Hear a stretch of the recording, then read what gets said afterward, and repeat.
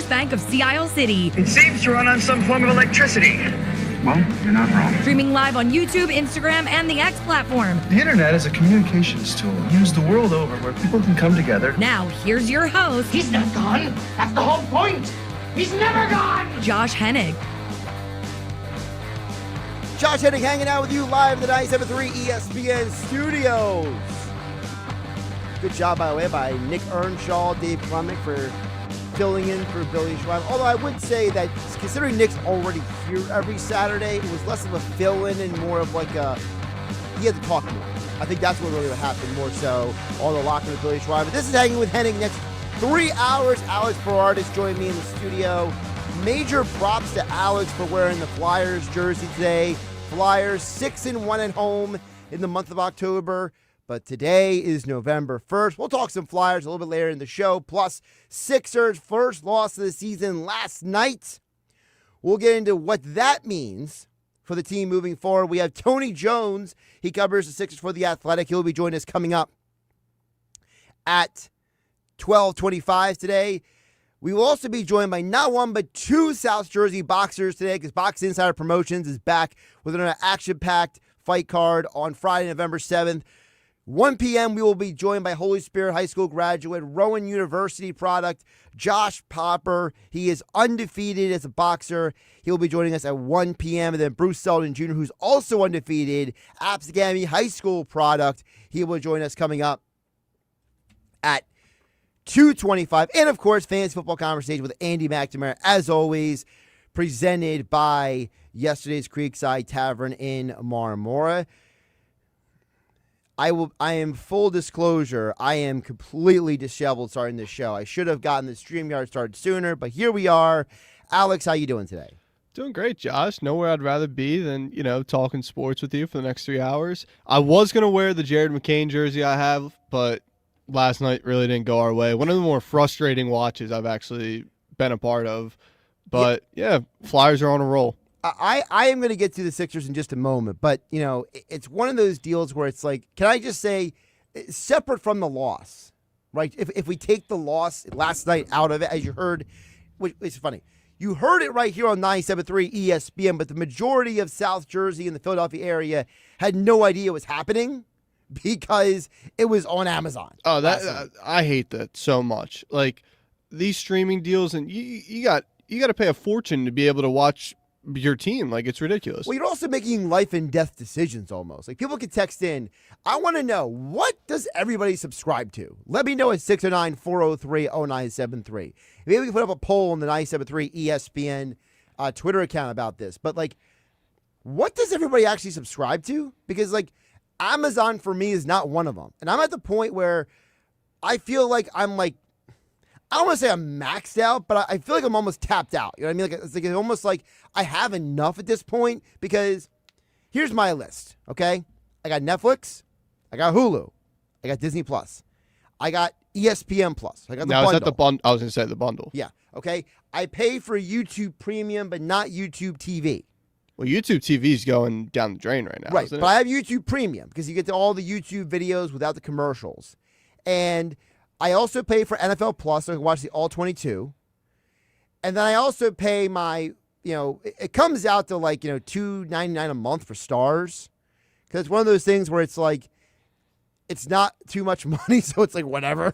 Well, what I'm going to hop on soon is Paramount Plus once that UFC deal kicks in. Well, that's my problem because Paramount Plus is increasing their price soon. And now it's like we're all having to make life and death decisions about what we're going to watch, what we're not going to watch because of all these streaming platforms. Because if you pay for all of them, Alex, you're paying like, $120 a month? Minimum. But my biggest problem with it is like last night, Game 6 of the World Series, Sixers are on at the exact same time. Back growing up, I mean, obviously for me, but like everybody, that last button on your remote control was God. Yes. Now you gotta leave the app. You gotta go to the home screen. You gotta find Hulu TV or YouTube TV or whatever it is. Go to that, then find the baseball. Come on now, it's too much.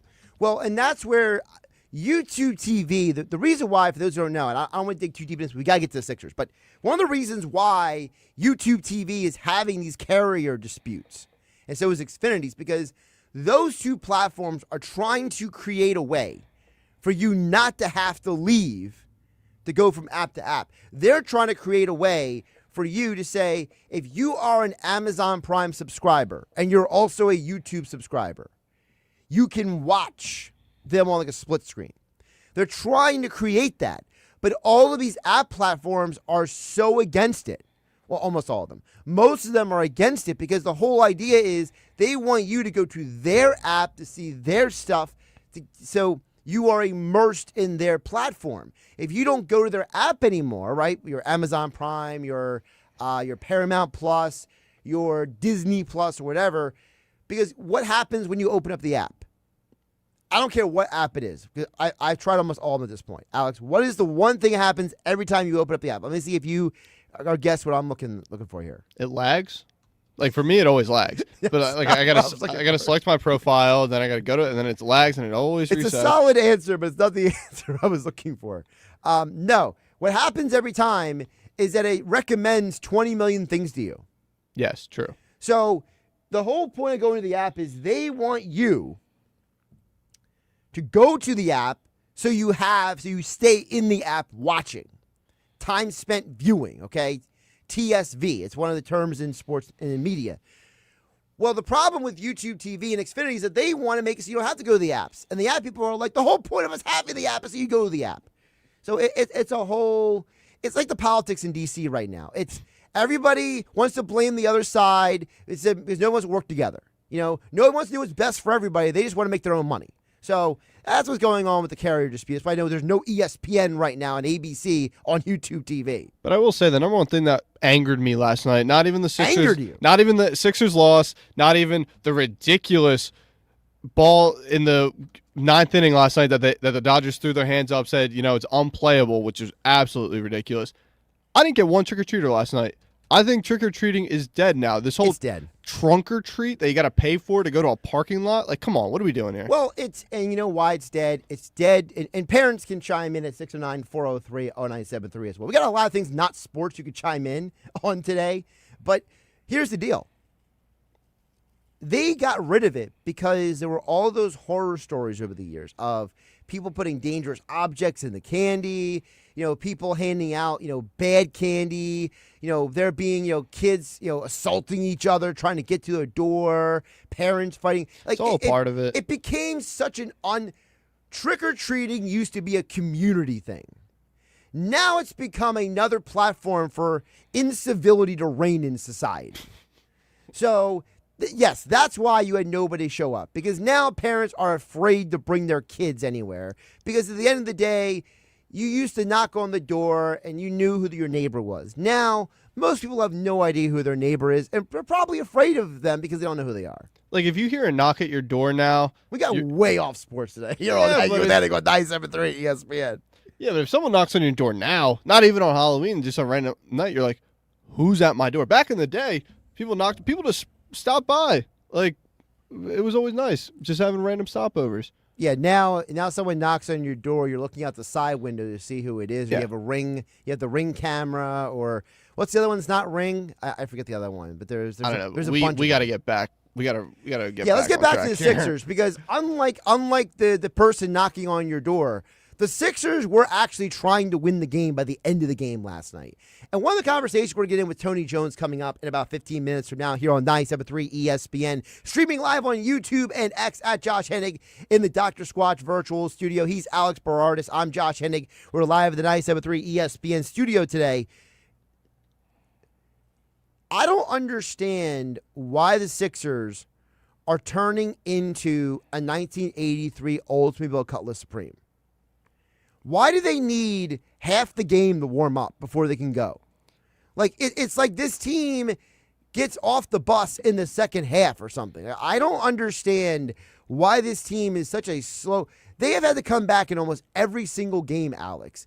And listen, I love VJ Ashcombe. I love Tyrese Maxey. I'm having fun watching this team. But at some point, it's like, come on, guys.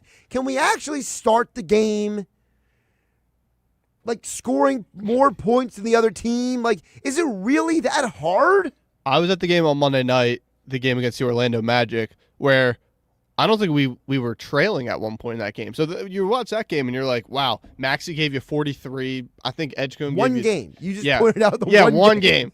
But last night there was just too many self-inflicting wounds that the Sixers had. And I do just got to say, Joel Embiid, he's giving you points, but the offense just slows down, and it just always flows through the big man, which I'm ready to not have that happen anymore. I think you just got to put him down low. Just let him be down there. He can't move, especially when he's playing perimeter defense. You see how many blow-bys were on him yesterday? Like, I think the offense has to start running through these young guns that they have. Well, I think they're starting to go that way anyway. I think that you're seeing that the tandem of Maxey and Edgecombe they're established, right? They are it right now. And I think it goes back to what VJ Edgecombe, they were on the NBA tip-off, which is now on ESPN instead of Turner, because that whole thing is confusing.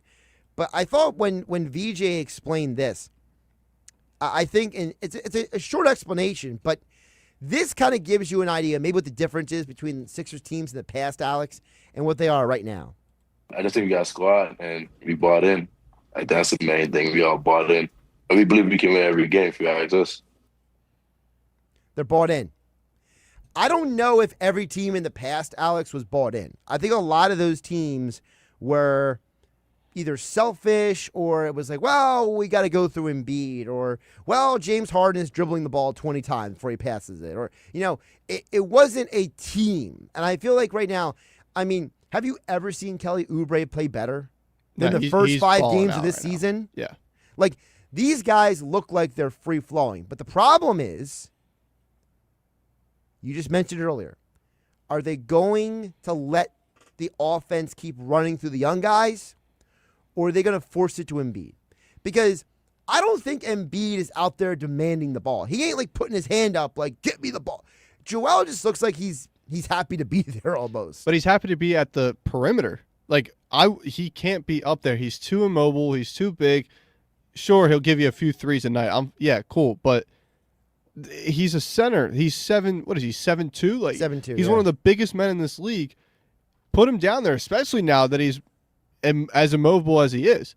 But, like, me personally, I would like to see VJ Edgecombe be able to put the ball on the floor a little bit more. Be more aggressive. Now, that's weird saying VJ Edgecombe be more aggressive because he's, he attacks the rim like nobody else. Delusionally confident. Yeah, but when I was at the game, like I said, on Monday night, at the end, the Orlando Magic, they just started double-teaming Tyrese Maxey because they knew he was the only facilitator on the floor. He was the only guy on that team that could put the ball on the floor and actually produce something. Yeah, VJ Edgecombe's great. He gave you 25, give you 30 points.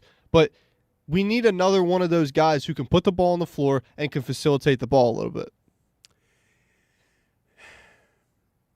You don't like what I just said. I understand what you're saying in principle. But I don't think that's really the problem for me. I think the problem is that when Embiid is on the floor, they don't know what to do with him. And I'm worried that when Paul George comes back, they won't know what to do with him either. And I'm not saying that you can't win with those guys. I think they can be a part of this larger picture. But I think Nick Nurse he's got to figure out a way to nicely say to these guys, Joel, PG, you're part of the team. You're no longer the team. And he's got to do what we all see, right? You, Alex, see it. I see it. Everyone listening on 97.3 ESPN sees it. Everyone watching on YouTube and X at Josh Hennig in the Dr. Squatch Virtual Studio. We all see the same thing, which is the team is Maxey and Edgecombe and then everybody else. But we're still trying to get it to Embiid. And I'm worried that when Paul George comes back, he's going to be, I got to get my touches too. And now we're going to have when December and January come around, it's going to be, well, who's more of a problem? Is it A.J. Brown on social media or is it Paul George on his podcast? Like, I'm dreading that topic's coming in a few weeks. You're kind of stuck with it, right? Because yes, no one's taking the Embiid contract and no one's taking the Paul George contract. I'm not saying you have to move these guys, but I could very well see that heading down that trajectory. Like, they seem, not so much Embiid, but I do think Paul George seems like that old cat who's going to say, hey, I'm Paul George. Yeah, well, you're not Paul George from the OKC Thunder or the Indiana Pacers. You're a now busted up, washed version of Paul George. You're not the same guy. You can't be facilitating. You can't be giving us 30 points a night. You're more. If you give us 15 a night, ain't too shabby. Even though we are paying you a 4-year max contract. Well, again, I think that you have to, and this is where it's tough because you got to look at Paul George and Embiid now and just take the contracts out of it. You got to look at them for who they are, not what you're paying them. Well, that's what I'd like to do with Paul George. Just say, hey, give me 15 to 18 a night. I'm happy with that. 15, I'd be good. Yeah. And I think the other problem is that how are you building this lineup? Because I think the best version of this team is not the one that most people are going to think of. Like if you went on NBA 2K right now and you play with the Sixers, the most likely lineup you're going with is what? Maxey, Edgecombe, Oubre, PG, and Embiid if everybody's healthy? Yeah. I don't think it's the best lineup. I think the best lineup for this team moving forward is going to be a Dembona next to Embiid. And then if PG is healthy, you put Oubre on the bench with Edgecombe and Maxey. I think that's what, because I think a Dembona, I think he's too valuable to keep only playing him like 15, 18 minutes. He didn't play at all in the third quarter last night. No, and that was ridiculous. Like, I was listening to Tom McGinnis right here on 97.3 ESPN. He even mentioned, he's like, I don't even we're waiting for Dembona to come into the game. Like, and by the way, why is Walker getting so much run yesterday?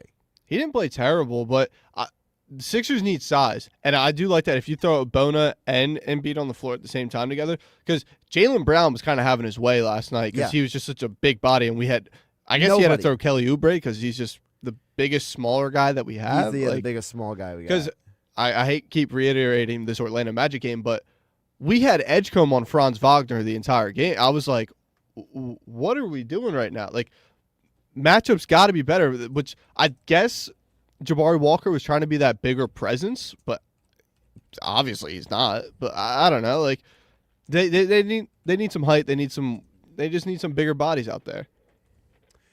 Give a couple texts to get it to us, 609-403-0973. We asked you at the top of the show, what do you actually subscribe to? Because I got to tell you guys, I don't have Amazon Prime right now. I'm kind of tapped out with having too many subscriptions at this point. I mean, if you had every subscription, you're probably paying over $100 at least. Sean and Irma chimes in at 609-403-0973 for the uninitiated. Irma is down there in Lower Township. Sean says, I think Amazon is the best platform. You get regular Amazon Prime, football every Thursday. You also have now the NBA on there. Soon you'll have MLB and select NHL. One other thing I'd like to note is that I just watched the Foo Fighters live on Amazon the other night, which was a pretty cool experience from Sean and Irma. Listen, I'm not saying Amazon Prime is bad, but what? So like that's what $14.99 a month I think Amazon Prime is. So it's like, what am I like removing from my repertoire to like get Amazon? That, yeah. You know what I mean? Like, and that's what I mean. Like, people are making financial decisions to get these platforms. That's why I think it's ridiculous. We got another text coming in at 609-403-0973. Jeff in Ocean City says, I have no subscriptions. I use my mom's Xfinity, my sister-in-law's Amazon, sports any other platform. I can't watch unless I go out to the bar. That's a smart man using everybody else's accounts, just kind of mooching off. I am guilty of that as well, so I'm not going to hate. You got to be careful with that because they are cracking down on some of that. So it's kind of like, you got to be careful, like, because one of the things they're doing now is, especially Netflix. Netflix and Hulu are famous for this, or infamous. I think the people that are getting, like, screwed over a little bit here, though, is the WWE fans, me included. Like, I pay for ESPN solely to watch WWE. I would like to watch the Flyers on my ESPN app, but I'm in a blackout area. Meanwhile, I live in Ocean City, New Jersey. How am I blacked out? Like, I think blackouts are the worst thing to come from out of all this. Yeah, there's been a conversation out there they should get rid of the blackout rule. They should. It is absolutely ridiculous. My only question is that, so what is your cable provider, if I may ask? Like, are you a Xfinity? Are you YouTube TV? Well, Comcast, but we use Hulu right now, actually. Hulu Live Plus. Yeah. Plus Live Sports, whatever it's called. Earnshaw's got that over there. I know he's doing work back there. Okay, I mean, well, you have that to watch the Flyers on, right? Yeah, but I'm like, all right, so it's my brother's Hulu, but I pay for the ESPN. That's where I'm like, so I'm just paying the $30 a month. Thanks, TKO. Yeah, hate you. But yeah, I'm paying $30 a month to watch one mid-tier not even pay-per-view anymore, PLE as they are called. Yeah, once a month. He's Alex Borhardis. I'm Josh Hennig. We're hanging out with you here on 97.3 ESPN FM, streaming live on YouTube and X in the Dr. Squatch virtual studio. Still to come, of course, we got not one but two undefeated South Jersey boxers joining the show. Josh Popper will be joining us coming up at 1 p.m. Bruce Seldon at 2:25 p.m. And, of course, all part of the Boxing Insider Promotions return to the Tropicana Showroom in Atlantic City Friday, November 7th for another action-packed card. This is now the 6th Boxing Insider Promotions event at Tropicana Showroom in Atlantic City, and these events never, ever disappoint. Aside from undefeated Bruce Seldon Jr., undefeated Josh Popper, as well as the return after winning his first belt, the undefeated Mr. Atlantic City Justin Figueroa. You also have rising women's boxing star Leah Lewandowski and internationally ranked Otto Whalen. He will be back in action in Atlantic City. Tickets on sale now at Ticketmaster.com for the action-packed boxing event of the fall season. You do not want to miss out on this nonstop action event. Friday, November 7th, Tropicana Showroom in Atlantic City, presented by Boxing Insider Promotions. We'll get back to the Sixers coming up next. Tony Jones covers the Sixers for The Athletic. We'll get his perspective on the team. I'm Josh Hennig. He's Alex Borhardis. We're hanging out with you in the 97.3 ESPN studios. And, of course, don't forget, we are streaming live on YouTube and X. Just follow at Josh Hennig on X, at Josh Hennig on YouTube. It's Philadelphia Flyers hockey tonight on 97.3 ESPN and the 97.3 ESPN free mobile app. Listen as Tim Saunders and Todd Fedork bring you all the exciting play-by-play action. The loose puck, they score! Bobby Brink on the power play! It's Flyers Leafs tonight. Coverage begins at 7 p.m. It's Flyers hockey all season long on South Jersey's radio home for Philadelphia Flyers hockey. 97.3 ESPN.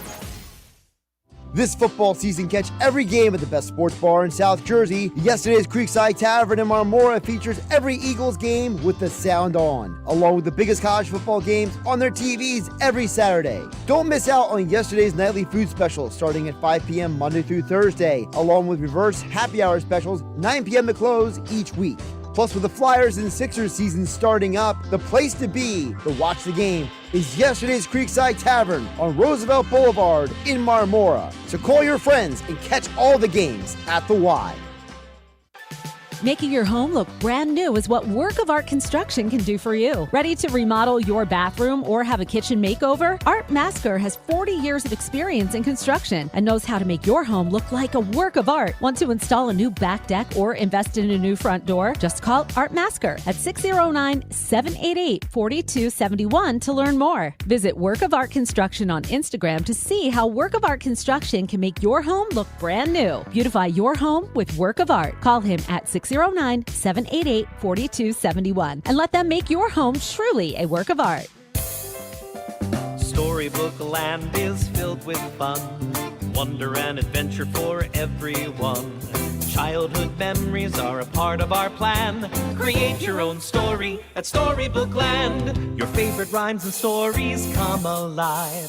Feel the excitement of terrific rides. Visit us once and you're a lifelong fan. Create your own story at Storybook Land. Storybook Land, Black Horse Pike, Egg Harbor Township. Whatever your vision for holiday decorating, the Home Depot has what you need to bring it to life. Like our warm white holiday lights with steady lit technology, so your lights stay glowing even if one bulb fails. Whether you're going for a soft, warm glow or a colorful display of holiday cheer, choose from our wide variety of holiday lights starting at $5 in store only. Find everything you need to get your holidays started with the Home Depot. Hi, it's Pete from Chicky and Pete's. Warm up this fall with an incredible seafood boil. Try the Uncle George with succulent snow crabs, tasty mussels, and shrimp. There's the Pete's Feast with 2 pounds of sweet succulent crab legs, a dozen shrimp, clams, and a pound of mussels. or create your own boil. Add a lobster tail or a delicious Dungeness cluster. Include smoked sausage, corn, and potatoes, served in our tasty broth, made with white wine and our signature seasonings. A shellfish lover's dream at Chickies and Pete's. Hi, it's Pete from Chickie and Pete's, the official sports bar of your world champion Philadelphia Eagles. Go where the players go. Come join us all season for Eagles pep rallies, watch parties, and the best in-game experience anywhere. Ice cold draft beer, world famous food, and fan-friendly fun for every Eagles game. Every Monday night in South Philly, the Jordan Mailata Show, presented by Miller Lite, followed by Chickie and Pete's Players Lounge with a current player, hosted by Ike Reese and Hugh Douglas. Go where the players go. Chickies and Pete's. Change is always happening. It's part of life. And when it comes to music, change is all around us. Songs are rewritten. Classics are remixed. Bands and artists come and go. Even our taste in music changes. Here at Xfinity, we know there's still good in keeping some things the same. That's why we want to do our part with a 5-year price guarantee on our internet. It means no matter what changes, you get 5 years of the most reliable Wi-Fi with our best equipment included for a price that stays exactly the same. Surprised? Life is full of them. One internet price, 5 years, guaranteed. Learn more at xfinity.com/deals. Restrictions apply. New residential customers only. Taxes and fees extra and subject to change. Most reliable Wi-Fi based on Open Signal Awards USA. Fixed Broadband Experience Report, August 2024. Hey, can you blow up some balloons for Jack's party? I can't. I'm so congested. You need Sinex Severe from Vicks. Sinex Severe Nasal Spray. Yeah, just Sinex. Breathe. Sinex Severe instantly relieves nasal congestion and works 6 times faster than nasal decongestant tablets. The 12 hours of relief allow you to get back to the moments that matter without congestion. Daddy, we need more balloons. On it. Try Sinex Severe from Vicks. Just Sinex. Breathe. Use as directed. Looking to lower your energy bills and boost home comfort? South Jersey Gas has you covered with a no-cost in-home, whole-home energy assessment. Our energy expert will review your home's energy efficiency and provide a personalized report of energy-saving improvements. Plus, you may also receive energy-efficient upgrades like faucet aerators, smart power strips, and LED light bulbs at no cost to you. Don't wait to save money and energy. Schedule your whole-home energy assessment today at sjgsaveenergy.com or call 201-690-7897 today. You're hanging with Josh Hennig on 97.3 ESPN FM. Hey, you know what? There's another name you might know me by. Star-Lord. And on the 97.3 ESPN mobile app, powered by First Bank of Sea Isle City. Who? Star-Lord, man. Legendary outlaw. Streaming live on YouTube, Instagram, and the X platform.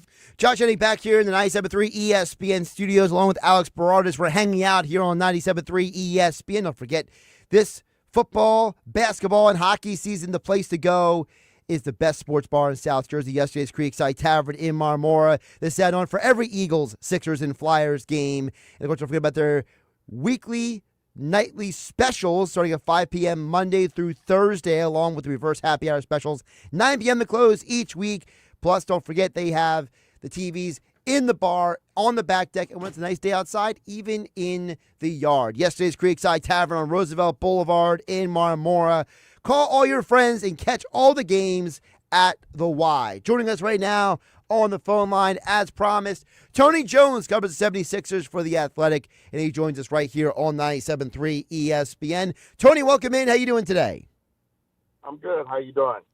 We're doing pretty good, and I want to start with you because we had a conversation before you were coming on about, it feels like this team, despite the success they had, starting 4-1 on the year, it kind of feels like, at least from my eyes, Tony, that they're still learning how to make all the pieces work. And it's like, we know what works. Maxi's playing on an incredible level. Edgecombe has been great. Kelly Oubre's probably having the best start of his career right now. But it still feels a little clunky with Embiid and some of the other guys on the court. So what are you seeing from this offense so far? Well, I mean, I think that's fair. I think that the offense has been clunky at times, especially when Embiid is on the floor. And, I think there's intention to get Embiid the ball when he's in the game. And I think one of the reasons for this is because of the minutes restriction. because, his teammates and everybody, involved with the Sixers know that he's only going to be on the floor for so long. You want to be productive in those minutes. You want to take advantage of those minutes. So I think it at some level, Maxey doesn't really take a backseat because that, getting Embiid the ball isn't going to change what he does. It's not going to change his calculus, but it changes things for VJ Axcom a little bit, and it changes things for Quentin Grimes a little bit. They don't get as much usage just off the periphery as they would if Embiid is off the floor. I think it's a good problem to have. I think that, I know that Sixers fans look at it differently, and I think it's a good problem to have for the simple reason that I think Embiid has proven that he's still a franchise-level offensive player. My question for Embiid isn't what he's shown offensively. It's what he's shown defensively. I think that his level defensively, excluding last night, I thought he was actually pretty good defensively last night, but I thought his level defensively overall this season has been, pretty significantly down from what his expected level is for himself. So, I think what the Sixers have right now are two franchise-level offensive players, and they have to find a balance to that. They have to figure out a way to make that work. They have to figure out a way to make those two styles work because there are two styles, and in some sense you're trying to marry two timelines together. But that's a good problem to have. I could see if Embiid just wasn't himself offensively. I think that's clearly not the case at this point. I think Embiid is pretty close to himself offensively. So you just have to figure out a way to make both of that work. One thing I'm wondering with Embiid, you mentioned about how, he's starting to come around on both ends of the floor a little more, is that would it make more sense, depending on the team that you're playing, obviously, matchups, styles make fights, right? So it's like, Adem Bona, I would like to see more of him and Embiid on the floor together because maybe Bona could give Embiid a little bit more of less of a pressure on him to be that guy protecting the rim. And the way Bona is playing, Tony, I almost wonder if you need to start looking at that guy more, I don't want to say starter minutes, but maybe giving him more opportunities on the floor. So it's something that Nick Nurse and the Sixers have looked at. And here's the issue with it. If you have both of them on the floor, because most teams in the league, their fours play on the perimeter. You can't have Embiid guarding on the perimeter, so he's still going to have to be the center defensively in that alignment. And the second thing with Bona is that if you play him too many minutes, he's going to foul, and he's probably going to foul out. That's pretty much his biggest weakness is that he fouls too much, jumps for pump fakes like a lot of young shot blockers do. And the thing with Bona, which actually kind of works because Embiid will be on that alignment. Sorry about that. Is that Bona isn't the greatest rebounder on the face of the earth, but if you have Embiid on the floor, Embiid is a pretty good rebounder. It's something that I think that Nick Nurse wants to try out in the regular season. They tried it in the preseason. The one preseason game that Embiid did play, him and Bona started together. They've done it in practice. They started to scrimmage together, the inter-squad scrimmage together, playing together. So, it'll be interesting to see if they go to it. I thought that last night would have been a good point to use that, especially when Josh Minot was on the floor because he doesn't have to be guarded on the perimeter. So you probably could have gotten away with playing both of those guys together. But I do think that it's something that's intriguing with Nick Nurse and the Sixers, and I wouldn't be surprised if you see it at some point this year. Hey, Tony, Alex Berardis here. Before the break, we were talking about how the Sixers, they don't have enough size, in our opinion. And now a guy that I've been looking at to, kind of take a role here who hasn't yet is Janai Bruin, our second-round pick. He got assigned to the G League, but he's a, 6'9", 6'10" forward. Like, why haven't they given him a shot? Like, I'd like to see what he can do out on the floor. In my opinion, is because Broom is a center. And I think he's more of an undersized center than he is, a like-sized power forward. I don't think that he can move defensively on the perimeter. I do think that offensively he can play power forward just fine because, he's a super skilled kid, really good in the DHO game, really good passer, knows how to play, very, very good basketball IQ, extremely good basketball IQ. And, if you play him, you'll notice that he's kind of always in the right place at the right time offensively. The problem is you still got to guard. And I don't think that he can guard on the perimeter. And the problem when you have to play the 5 is you have to be a rim protector. I think the best thing that you can do, the thing that you can do to kind of mitigate that is play him with a Dembona. Because then you can have the spoils of what he does offensively and how skilled he is offensively, but you can have a rim protector. You can have a rim protector in back, especially if he gets beat off the dribble. The thing, going back to your point where you don't think the Sixers have enough size. I don't think right now. I think their problem right now is they don't have enough size on the wing. This team really misses Paul George. If you watch the Sixers this week, you would have seen Paolo Banchero, Franz Wagner, Jaylen Brown last night, Keyshawn George on Tuesday night in Washington, all have their way with the Wizards. These are with the Sixers.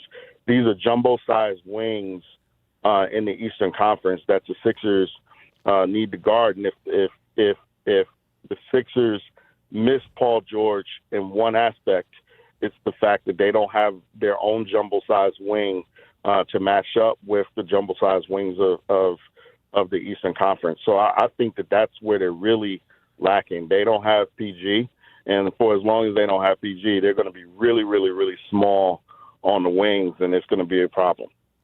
Tony Jones from The Athletic joining us here on Hanging with Hennig on 97.3 ESPN FM, streaming live on YouTube and X in the Dr. Squatch virtual studio. You can follow him on the X platform at T Jones on the NBA.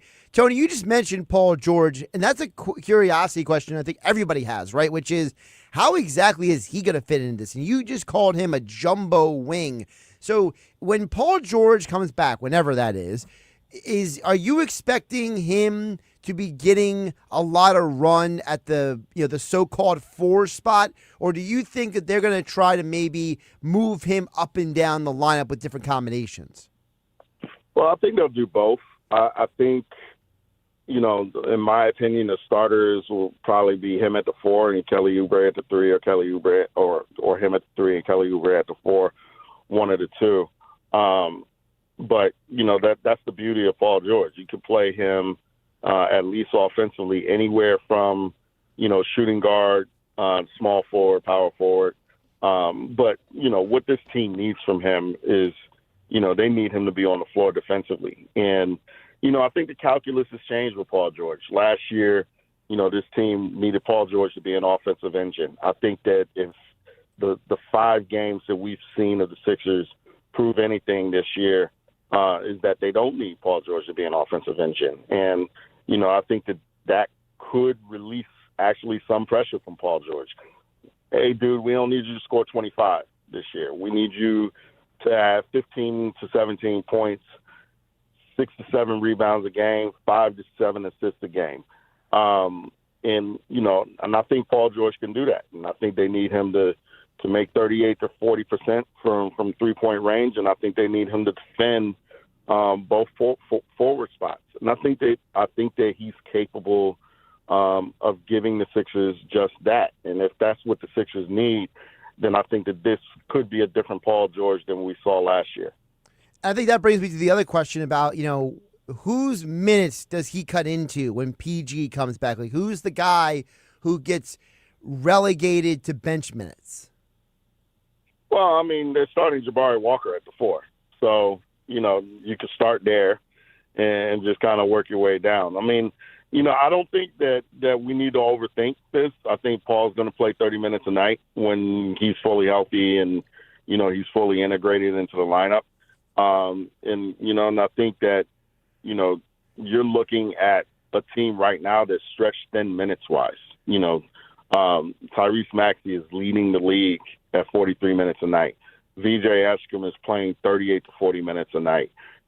Quentin Grimes is playing, a ton. Kelly Oubre is playing a ton. I mean, these are, when Paul George and Jared McCain get back, they can take, minutes. Obviously, Justin Edwards probably drops out of the rotation. Jabari Walker probably drops out of the rotation. But they can also take, 3 to 5 minutes from Maxey, 3 to 5 minutes from VJ Eshkom. They can take a few minutes from Quentin Grimes and Kelly Oubre as well.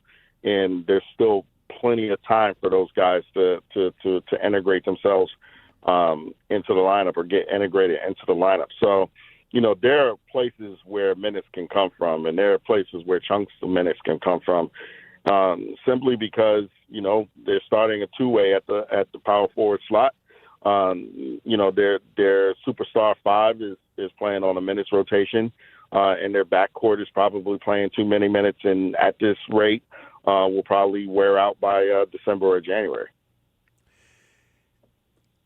Kelly Oubre, I think, is a guy that we have to highlight here, Tony, because he is a guy that has been inconsistent at times in his career. He has been a guy that we know what his potential is. We know how well he can play, but he's been inconsistent at times, not just for the Sixers, but in the past.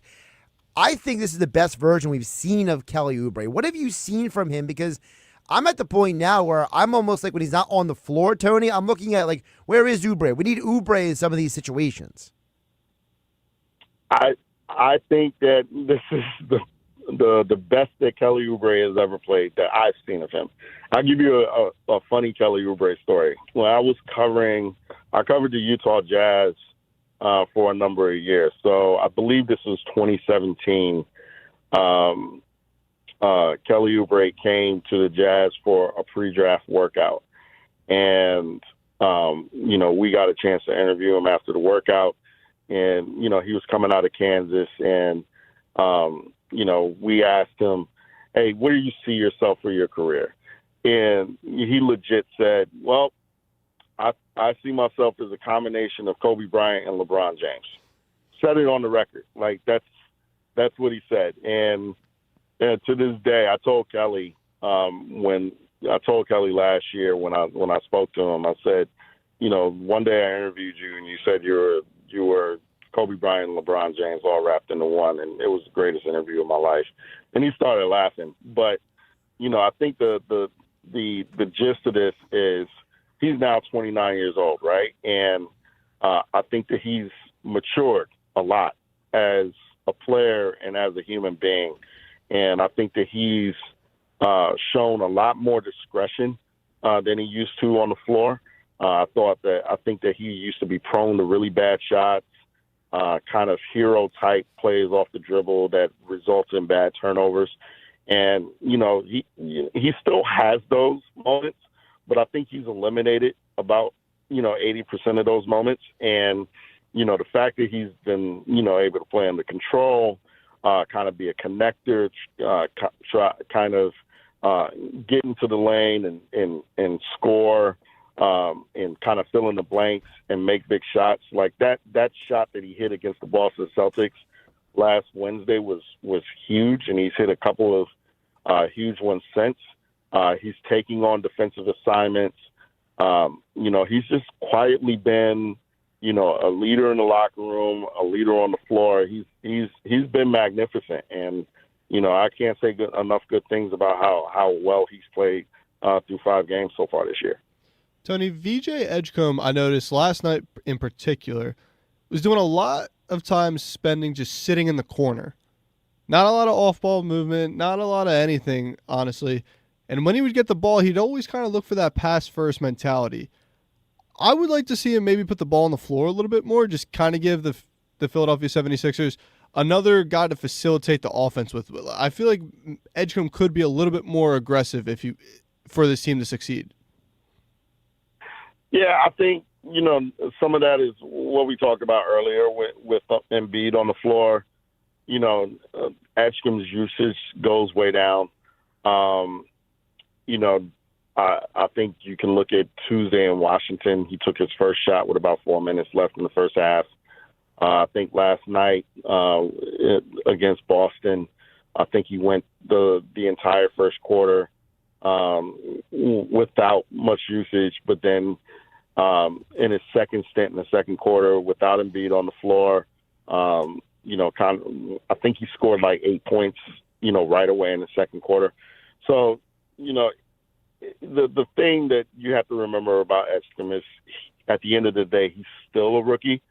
I know that he doesn't play like a rookie. I know that he carries himself like anything but a rookie, but he's a rookie, and when Embiid is on the floor and when Maxey are on the floor, the offense is going to run through both of those guys, and as well it should, because those are your two all-star, all-NBA level players.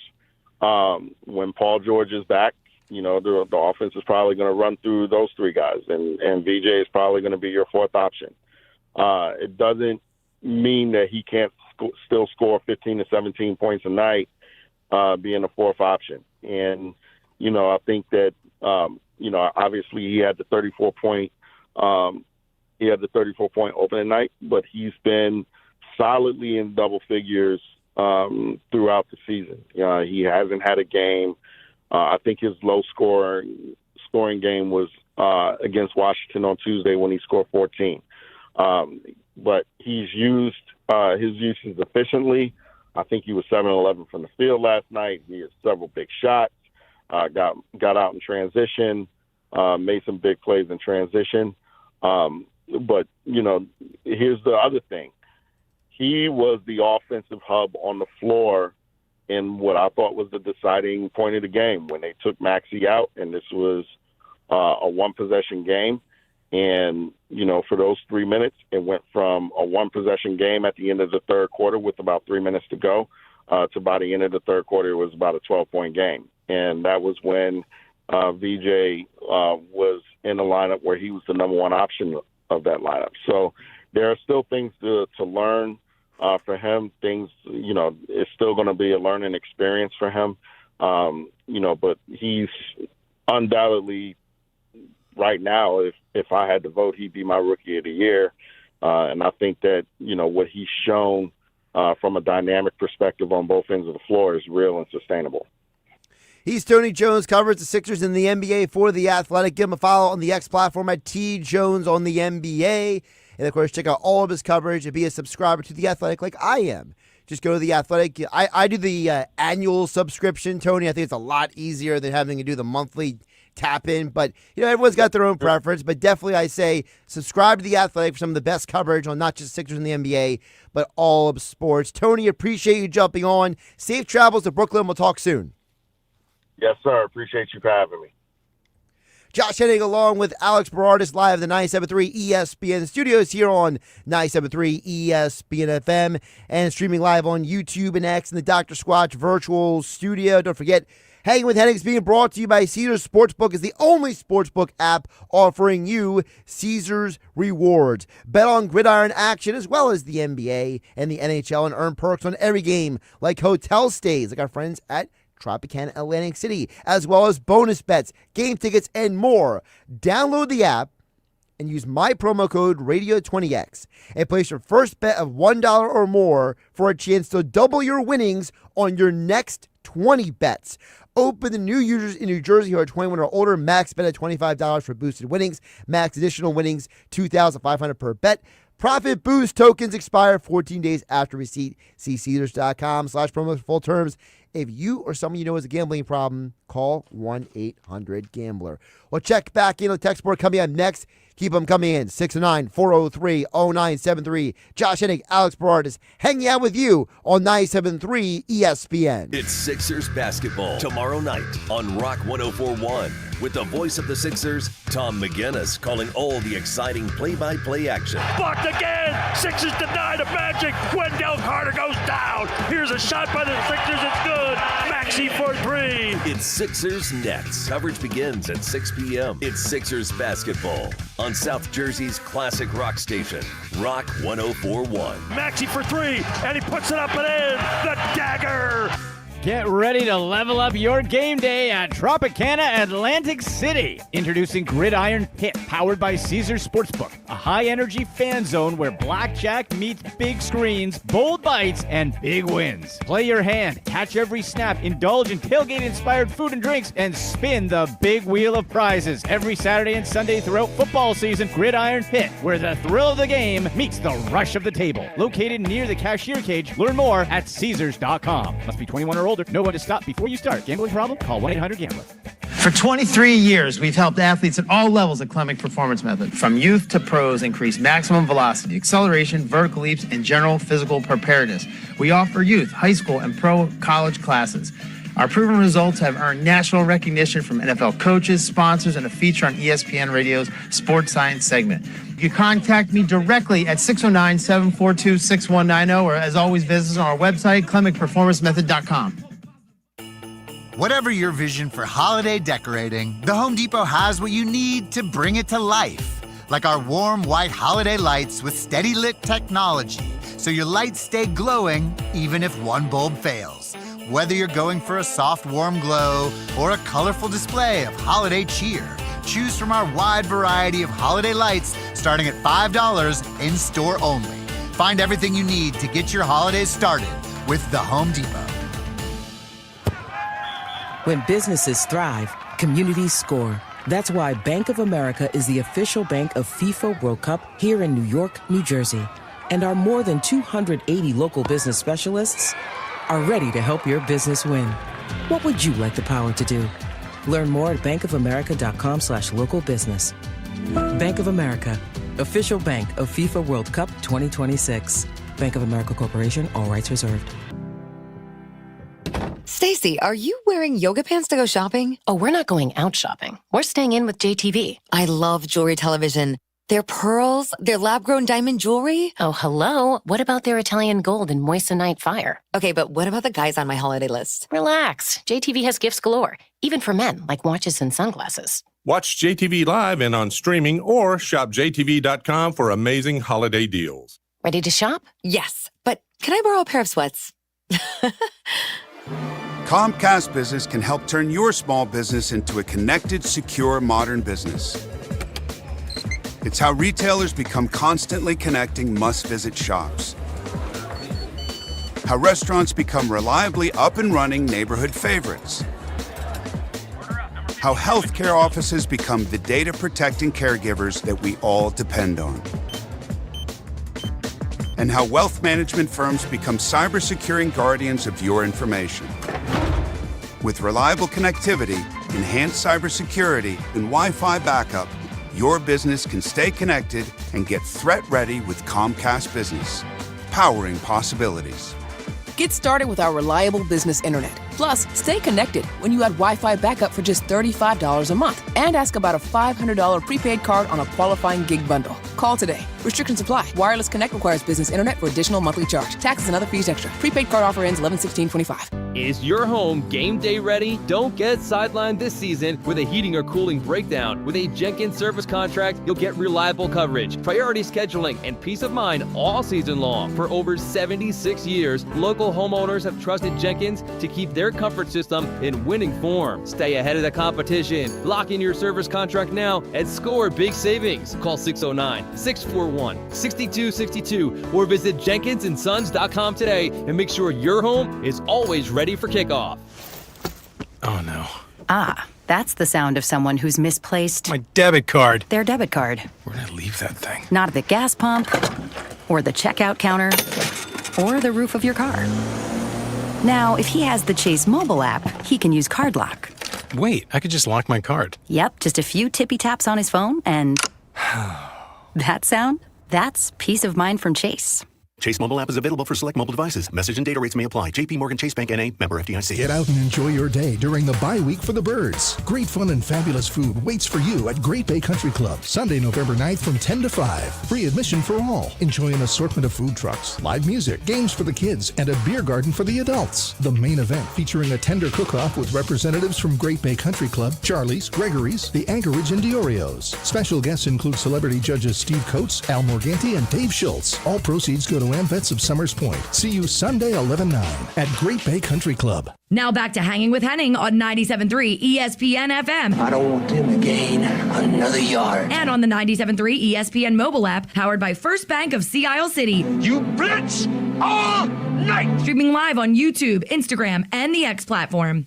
Josh Hennig back here in the 97.3 ESPN studios, along with Alex Berardis here on 97.3 ESPN FM, streaming live on YouTube and X in the Dr. Squatch virtual studios. Don't forget, coming up in about 5 minutes from now, we will be joined by Josh Popper, of course, the undefeated South Jersey, originally from South Jersey boxer. Of course, he has the gym up in New York City. We'll ask him about his journey to becoming a pro boxer and, kind of his journey overall, going from being a football player to a trainer to a boxer. And, of course, Bruce Seldon Jr. will also be on the same fight card Friday, November 7th, Tropicana Showroom in Atlantic City, presented by Boxing Insider Promotions. Tickets on sale now at Ticketmaster.com. Alex, before we wrap up the hour, I want to ask you real quick, because we do have the Penn State-Ohio State game.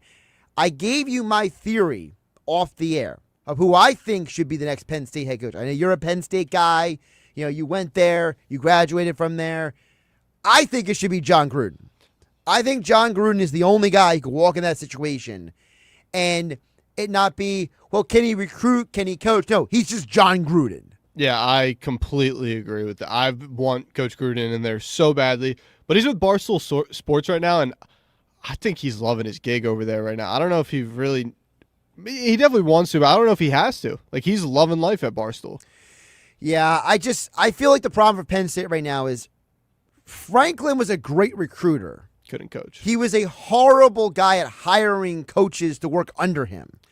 They were always limited in the coaching capacity. I think it's going to be Joe Brady who takes the next head coaching spot at Penn State. Yeah, I know. The Pagula family, they're big Penn State donors. Brady's the current OC of the Bills. We'll see what happens. He's Alex Berardis. I'm Josh Hennig. We're hanging out with you on 97.3 ESPN FM, streaming live on YouTube and X in the Dr. Squatch virtual studio. Hey, it's Mike Gill. Join the Sports Bash every Monday live at the Fanatic Sportsbook in the gallery at Ocean Casino Resort. Get your game on with the elevated bar and lounge, 12 slot machines, blackjack, roulette, and a dedicated area with 4 betting windows and 11 kiosks. The ultimate sportsbook experience. Go where fans become fanatics. The Fanatic Sportsbook in the gallery at Ocean Casino Resort. And join the Sports Bash live from 2 to 6 with me, Mike Gill, every Monday. Let's face it, food is more than just fuel for our bodies. Food is often associated with emotional situations such as boredom, stress, and even celebrations. Without realizing it, these snacks and meals can quickly turn into extra pounds. One of the most recommended strategies in mindful eating is tracking our food. We can use a simple old pen and paper or any one of the available food tracking apps. When we eat while we're talking on the phone, scrolling through our social media, or watching TV, we're not mindful of what's actually going into our mouth. But when we log our food, it can be eye-opening to see just how much we consume in a day. And it's our first step to making changes and eating healthier. I'm Robin Stoloff for Health Update. Wipes clog pipes. Even flushable wipes can block sewer lines and cause costly repairs. If it's not toilet paper, don't flush it. Wipes, paper towels, feminine products, they all go in the trash. For more info, visit acua.com/don'tflush.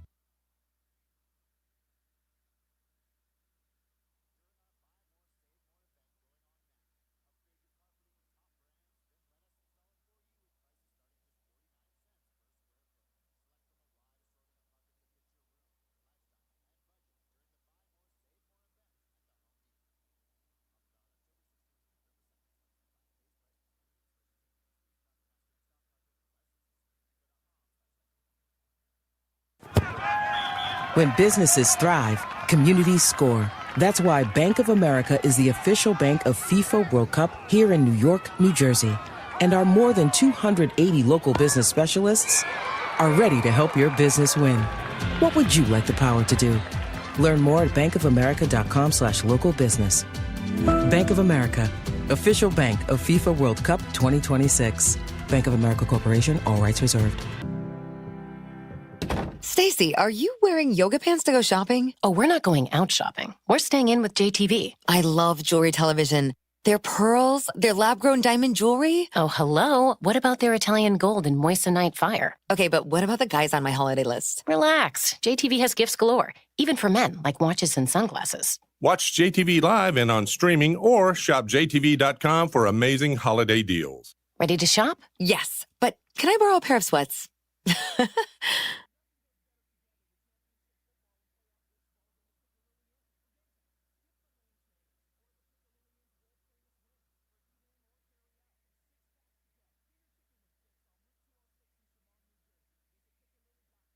Home of the Sports Bash with Mike Gill, 97.3 ESPN, WENJ, WENJ HD, Millville, Atlantic City. Finally! This is Hanging with Hennig. I have friends everywhere. On 97.3 ESPN Radio, South Jersey. In New Jersey. Am I right? Yeah. Live feed on the 97.3 ESPN mobile app, powered by First Bank of Sea Isle City. It seems to run on some form of electricity. Well, you're not wrong. Streaming live on YouTube, Instagram, and the X platform. The internet is a communications tool used the world over where people can come together. Now, here's your host. He's not gone. That's the whole point. He's never gone. Josh Hennig. Hour 2 of Hanging with Hennig on 97.3 ESPN. Of course, we are live in the Dr. Squatch virtual studios. Busy show still to go. We're expecting to hear from undefeated boxer originally from South Jersey, Holy Spirit High School graduate Josh Popper coming up, as well as this hour fantasy football conversation with Andy McNamara. Of course, Andy McNamara joins the show each and every week to talk about the NFL Week 9. By the way, Alex, what are you doing tomorrow without the Eagles? I'm hitting the links with my brother and my dad, kind of works out perfectly. My brother's coming down from North Jersey, but no Eagles with the bye week. So, just going to hit the links. Well, listen, the Eagles on the bye week, they don't play again until Monday Night Football, and that's why you got the opportunity, Alex, you and everyone, to go out to Tropicana, Atlantic City for the action-packed fight event. Friday, November 7th is where you will see our next guest back in action. Josh Popper joins us right now here on Hanging with Hennig on 97.3 ESPN. Of course, Holy Spirit High School graduate, and also he played football at Rowan University. So he's on a very interesting journey. We're going to get into all that right now with Josh right here on 97.3 ESPN. Josh, appreciate you chiming in. You're on with Josh Hennig and Alex Berardis here on 97.3. How's it going? What's up, guys? Man, I'm doing good. Thanks for asking. I can't complain. I appreciate you jumping on today because, this event on November 7th in Tropicana Atlantic City Showroom, it's already jam-packed. And then we get the big announcement that it's official that you are coming to the event. Talk to everybody about how excited you are to be fighting in Atlantic City as a guy, Holy Spirit High School graduate. You played football at Rowan University. Yeah, man, I'm so excited. This is my homecoming. Being grown up around that area, South Jersey area, Atlantic City was, the city that everybody claims. It's where, I have all my fun stories, even making trips from college, being close at Rowan, down to Atlantic City, showing off different parts of the city to all my friends. Atlantic City holds a special place in my heart. And to be able to go out and showcase my talents and everything that I've been working for and, get to put that on display for all my friends and family, man, it doesn't get any better than that. So I'm excited. I know what I bring to the table, and I'm just really happy to be able to showcase everything that I have and everything that I've been waiting to show the world. So you talk about showcasing what you're able to do, and I think what you're able to do is interesting because you're coming into this as a guy who at one point was – you were a guy who was looking at, potentially the NFL, right? You were someone who was saying, I'm going to try to make that work. What has been the evolution for you going from a guy who played football in high school and college to becoming a trainer and now becoming a professional boxer? Like, how much of that has been physical? How much of that has been mental for you? Oh, man, that's a phenomenal question. So my first love when it came to sports was actually basketball. And, that was something that I excelled in. And I had the realization that, I'm not 6'8", and I don't have point guard level skills. So that was my, transition into football. I didn't play football until my senior year of high school. So playing at a school like Holy Spirit, which was a powerhouse when it came to the football program, it was cool because my introduction to football was, at a level of, expected excellence. And I was able to, carry that with me into college. I went to Rowan, which is located right in Jersey. My mom had some health complications, so I wanted to make sure that I was staying close, God forbid anything happened, because I have two younger sisters at home. And, that was my number one priority at that time. And my mom's health complications, she beat everything, thank God. So she's well and healthy.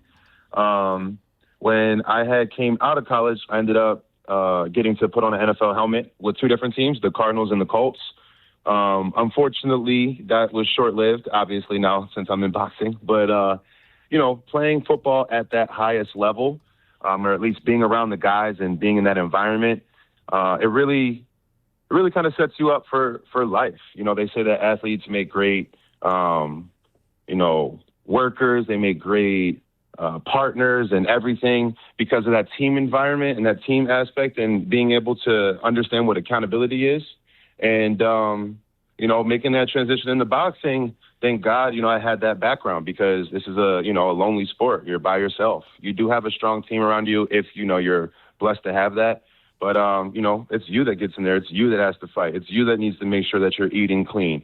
You that needs to make sure that you're waking up early to get your road work in. So thank God that I had that discipline that was able to carry over. But, to be honest with you, it's been more mental anything than anything physical. The physical aspects have always came kind of easier to me. So the mental aspect was the adjustment. But thank God for the team that I have around me. My mentor, Dustin Enriquez. Shout out Dustin. He's living out in L.A. right now, but he's the one that gave me my foundation. My current coaches, I'm working with Ruben Hernandez, Jose Guzman. I really got the best coaches in the game, and I also just added someone else to my team, Canito. So, I feel like with what I have, and I didn't do anything special to earn it. I just kind of, like I said, I'm blessed to have an amazing team around me. But with the team that I got, knowing what I'm capable of, and obviously knowing what high-level sports is supposed to be, I feel like I have something special, and I can't wait to showcase that November 7th. Talking with Josh Popper, of course, he is going to make his return to Atlantic City, the Tropicana Atlantic City Showroom, Friday, November 7th, as part of Boxing Insider Promotions stacked fight card. And Josh, you mentioned about, and we'll get back to the training part, but I got to ask you, this is a very unique fight card because you're one of several people from the South Jersey area, all on this card. It's you, it's Justin Figueroa, Bruce Seldon Jr., you got a rising star in women's boxing ranks, Leah Lewandowski. You got a card here, and it's like, and now we're inserting you into the conversation. Like, is there a part of this, maybe, you look around and you're like, you maybe you don't realize it until like after the fight on Friday night, but you realize how cool of a moment this is? Yeah, it's funny. Like I was actually thinking about that earlier today. Like this is such an amazing moment. Being from Atlantic City, having fights and boxing pick back up in Atlantic City. No, this is a very, you put it perfectly. It's a very cool moment. And like I said, I put some thought into that today, and I'm just excited to be a part of it. After it happens, obviously my mind is focused on one thing, but sure. Yeah, no, this is very cool. You mentioned Shout out Larry Goldberg. Yeah, Larry, the man for putting this on. Absolutely, and this is the 6th event Larry's has at the Tropicana Showroom. So he's been crunking them out here. Josh, I got to ask you, because you mentioned about the mental side of this, and you talked about everything, the journey, right? Hey, I loved basketball, then there was football, and then, hey, your mom went through what she went through. Thank God that she's doing better now. But, it's one of those things where, like, the journey, right? Is it fair to say that the journey created a level of resilience for you mentally that if you didn't have that, you couldn't be doing what you're doing now? 100%. 100%. I always tell everyone I'm thankful for everything that's happened exactly the way it's happened because it made me 100% of who I am today. Now, if it wasn't for my journey, you know, I know that a lot of people have a lot of different trials and tribulations and everything and a lot of stuff to overcome, but I'm very thankful for all of my everything that's happened along the way because you're going to see on Friday that when I'm in that ring, that's where I get to release everything. That's my therapy. So yes, this journey has definitely created everything that I am. And like I said, I'm excited to showcase it. You mentioned unleashing it in the ring next Friday night at Tropicana Showroom in Atlantic City. What can people expect to see? You know, for people out there, maybe they've never seen you fight, maybe someone who's not familiar with, you know, your style as a boxer, you know, because a lot, you know, Josh, you know how a lot of people are in South Jersey, right? Hey, I remember Josh Popper, he played for Holy Spirit, or hey, I remember him from Rowan, you know, but they didn't know you haven't ever seen you fight. So what can people expect to see when you step into that ring Friday, November 7th? Oh, that's an amazing question. Guess you're going to have to just show up and find out for yourself. I'll give a little sneak peek. I like to consider myself a very smooth boxer. I move very fluid. I box as if I was a middleweight, but obviously I'm a heavyweight. So that's something that every heavyweight has to fear getting in the ring with me, is being able to match my speed, my IQ, my athleticism, my footwork. But then I also haven't made it out of the first round because I do pack a nice little punch. So my fight name is The Hammer. That has nothing to do with anything involving how strong my power is or anything, but it's a fitting name, and you guys will definitely see that November 7th. Josh, before we let you go, we appreciate you joining us here on 97.3 ESPN. My pleasure. I want to know from you, because, you know, you just mentioned about, you know, the weight, right, in the sizes. As you've gone through this, is there been like a weight class? And I'm always fascinated by this because, you know, boxing has so many weight classes, right? I mean, I feel like there's like 20 gazillion of them. I can't keep track of them half the time. But it's like... You and me both. Hey, thank you. I appreciate it. It's not just me. For you, you look at it as, you know, hey, there's a weight I'm comfortable with versus the weight that I function best at. Like, what has the balancing act been like that for you? Oh, man, thank God. Just being a heavyweight, the heavyweight division is anything 201 pounds and higher. So when I was playing football, I was walking around comfortably around 255, 260. The most I've ever weighed as an athlete, I had touched 268, and I still felt good. I actually ran one of my official 40 times when I was training to get into the NFL at a 4.51, weighing in at 267. So the weight to me, it's funny. Like, I'll put on weight, and then guys on my team would be like, "Hey, like, how do you feel? Do you feel any bit sluggish?" And I'm like, "No, I feel great." And they're like, "All right, yeah, well, let's see." And then they'll watch me spar, and they're like, "It's crazy how your speed is still there." And so, like, to answer that question, sorry, I feel like I'm giving you a long answer. To answer that question, I don't have any problems at all with my weight. I feel comfortable anything between 220 to even down to 215. All the way up to 245, 250, that whole range right there is me comfortable. So that's the beauty of being a heavyweight. I don't have to worry about what my weight's at. I just make sure that I'm feeling good, and feeling good just means I'm training right, eating, fueling my body properly, and doing my recovery the right way I'm supposed to be, and everything else takes care of itself. Well, you mentioned the word beauty. The beauty is people get to see you in action here in Atlantic City, Friday, November 7th, Tropicana Showroom in Atlantic City, presented by Boxing Insider Promotions. He's Josh Popper. And, of course, Josh, before we let you go, tag the social media for folks. Yes, please follow me on Instagram. It's @_Josh Popper. Very easy to find. Perfect. Josh, appreciate you jumping on today. Thank you guys so much for having me, and I can't wait to show out and let everyone see what I'm about November 7th.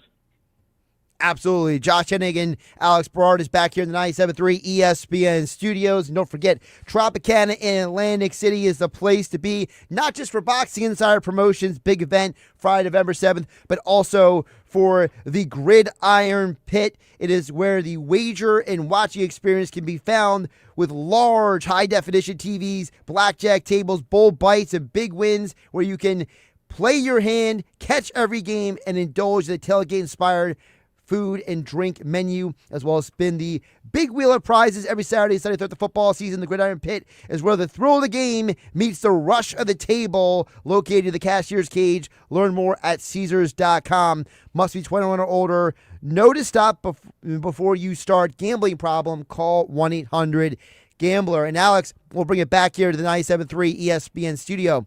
I just wanted to ask you, because you kind of heard some of the things that, Josh was saying there. I want to know from you, when you hear a guy talk about the things he said about how, hey, going through what I went through created who I am today, and now I get to unleash that in the ring. I mean, you've heard a lot of athletes talk over the years. Like, what was your reaction to some things he was saying? I love the nickname, the Hammer. That's great. But yeah, when they get able to release everything, like when they get in the ring, that's what they're there for, right? Like, so much pent up anger, so much emotion. Like, it must be Christmas morning for these guys once they finally get able to be in the ring against another opponent and just be able to tee off on them. And it's funny you mentioned tee off on them, because I know for me, I've interviewed a lot of fighters over the years between MMA and boxing. And the one thing I've noticed is that it's the ones that talk the way Josh was are typically the ones who are the most successful, right? It's the guys like we had Justin Figueroa on last week. Bruce Seldon Jr. will be here coming up in about an hour from now here on Hanging with Hennig on 97.3 ESPN, streaming live on YouTube and X in the Dr. Squatch virtual studio. It's the athletes who look at fight night as an opportunity and not as a destination, right? It's the idea that, you put in the work, the grueling hours all the time to put yourself in a physical and mental position to execute in the opportunity you're given. And I got to tell you, it's the fighters that look at fight night as the end-all, be-all. They're the ones who typically will drop losses here or there, right? Because they put so much pressure on themselves. Instead of looking at it as, now I get to show out. Now I get to release the anger. Now I get to showcase what I can do. It's the fighter who puts so much pressure on themselves. Men and women, they all do it, right? It's the idea where it's like, oh no, if I don't win this fight, those are the ones that usually lose, Alex. That's why our man Popper, he's gonna ball out.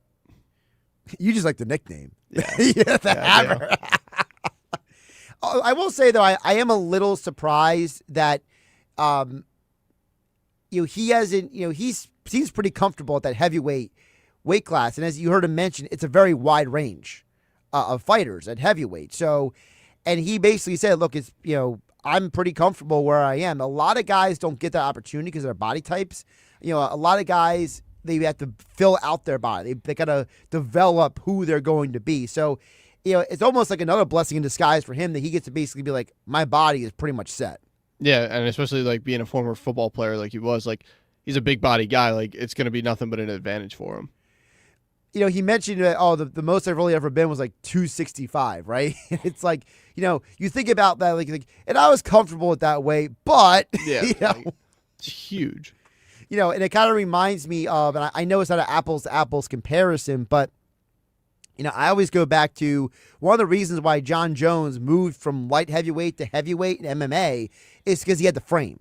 Right, he had that massive frame, and he had two brothers who played in the NFL. So for him, it was about just filling out the frame. Whereas I feel like a guy like Josh Popper, he already had the filling on the frame, and he doesn't have to play around with too much stuff. It's got to be so much easier too. When it comes to hitting that weight mark, for weigh-ins and stuff like that. If he's already walking around at a weight he's comfortable with, that's right around that mark that he has to hit. It's got to be so much easier for him once he steps in the ring. He doesn't have to be all fatigued for cutting all this weight. He's already walking around what he wants to be at. And also, for a guy like him, he's probably doing a lot of maintenance anyway when he's not fighting to kind of maintain a certain level of cardiovascular and endurance and everything. Well, actually, we'll ask Bruce Seldon Jr. coming up in about an hour from now a little bit more about that. He'll be joining us here on Hanging with Hennig on 97.3 ESPN. Coming up, we got fantasy football conversation to get into. Andy McNamara is back. Fantasy football week 9. What are you doing with people on the bye week?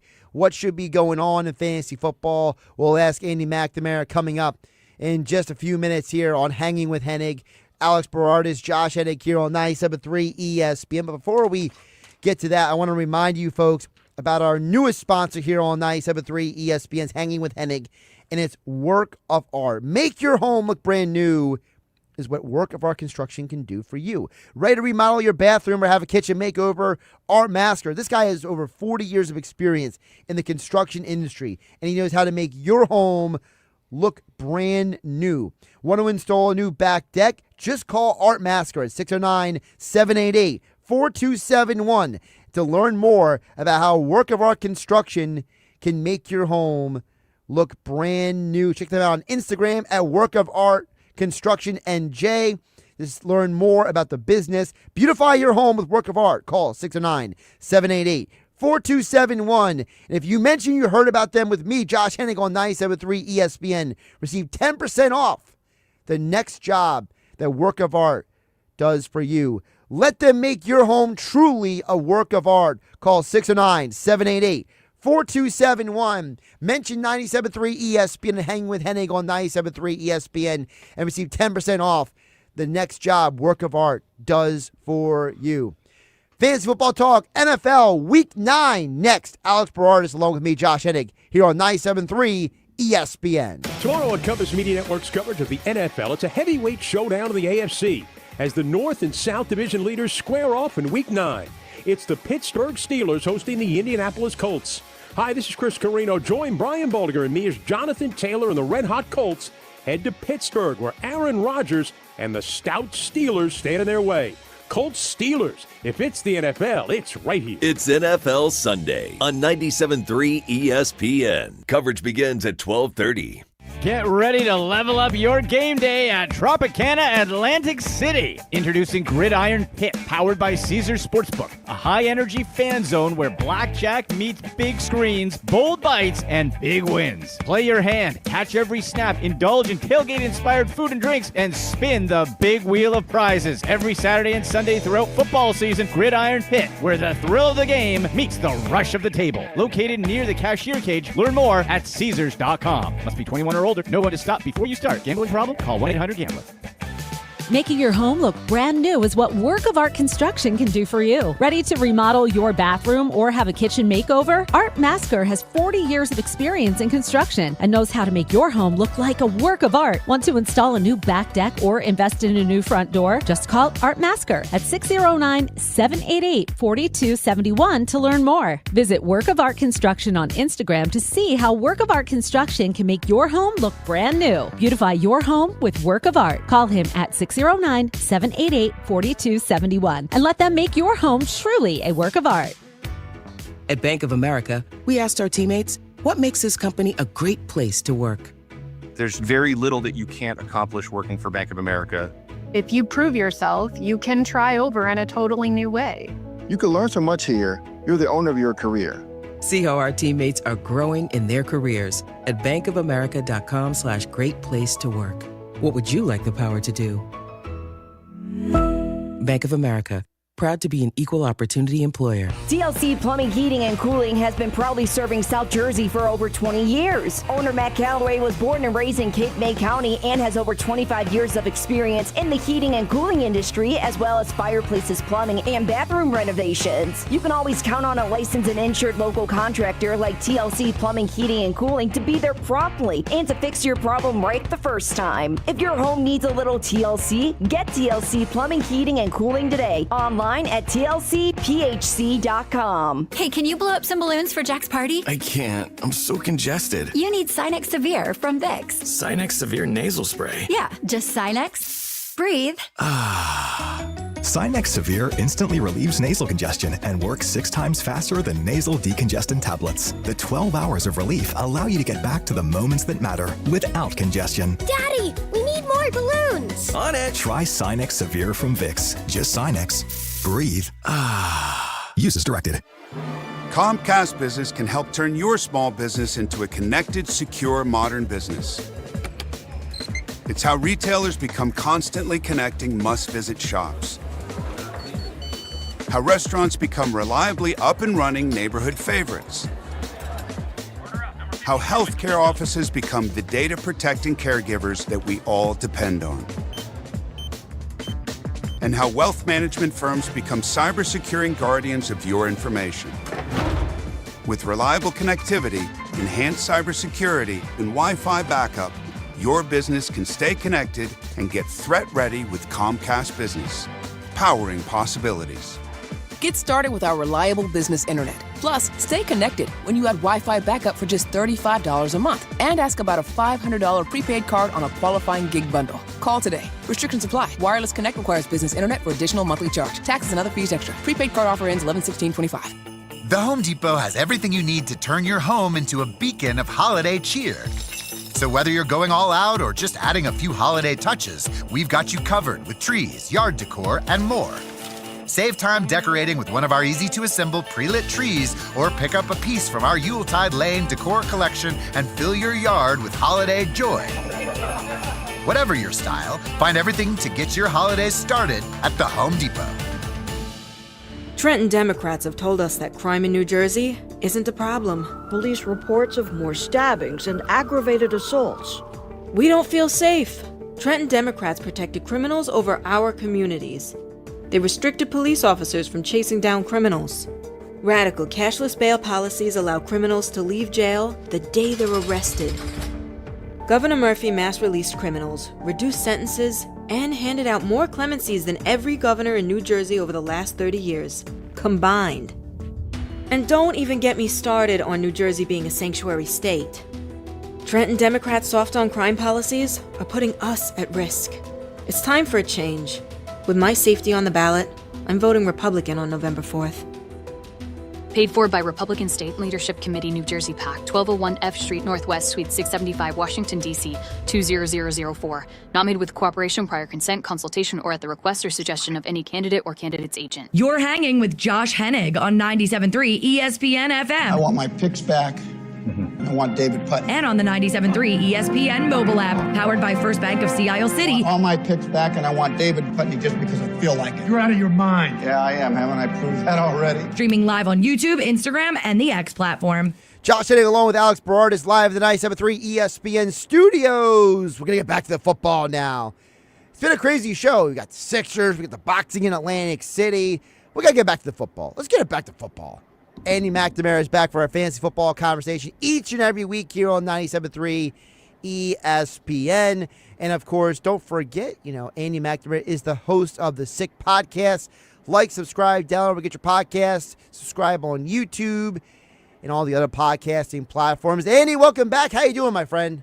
I'm doing good, brother. Doing good. Yeah, man. We're cooking here. World Series Game 7 coming up too, right? Hoping the Blue Jays can pull it out. Yeah, I was gonna say you're up there. At what is? Give everybody a little perspective on. You live basically outside of Toronto, so what is the vibe up there like for all the Blue Jay folk? Very intense and excited, right? It's Game 7. I was actually at, and I have the ticket stub to prove it, the 1993 Game 6 World Series when I was 12. Yep, got it. Ticket prices have changed, gentlemen, a bit. We were in section 524B, above home plate, $32. Wow. Last night's game, if you were to buy it on one of the resale places, $2,300 for standing. Little different, including inflation, but it's people are what a heartbreaker. Ball gets stuck. I've never seen that before in the wall mat, and then Barger tries diving back and gets doubled up, and that's how it goes, right? But it's gonna Ohtani versus Scherzer, two legends, one almost at the Hall of Fame, and you got Ohtani. This is gonna be it's probably gonna come right down to the end. It probably is. And of course, for those who are wondering, you can hear the game. So we will have the Flyers at 7 p.m. We will catch the World Series in progress here on 97.3 ESPN. If you want to hear the full game from the radio, go to our sister station, Rock 104.1, and the Rock 104.1 mobile app, and it will be online, streaming the whole 9 yards. So we got you covered either way for the World Series. If you're driving around your car, maybe you can't sit in front of the TV. But let's get it back to football, Andy, because the Eagles are on a bye, the Browns are on a bye, but we still got football to talk about. So let's start with this. The news came out today, and I'm a little surprised by this. We got to get your reaction to this. No Kyler Murray Monday night. They have announced that Kyler Murray is out for that game. So, Andy, tell us, What does that mean for fantasy football players? Because I know a lot of people, like myself, who drafted Marvin Harrison Jr. Right. Is Jacoby Brissett versus the Cowboys defense. Like, the Cowboys defense in their last 6 games, ready for this? They've allowed 36 points a game. Their last 6 games. Okay? So, what does, are we still looking at Cardinals players as guys to play without Kyler Murray? Well, I'm just wondering, has anyone connected the dots? Has the new Call of Duty come out yet for Kyler, right? It's November. Actually, yeah. It's headed to November. Actually, a new game has come out, yeah. Amazing. Battlefield 6. He is 1,000% playing instead of watching play. I guarantee it.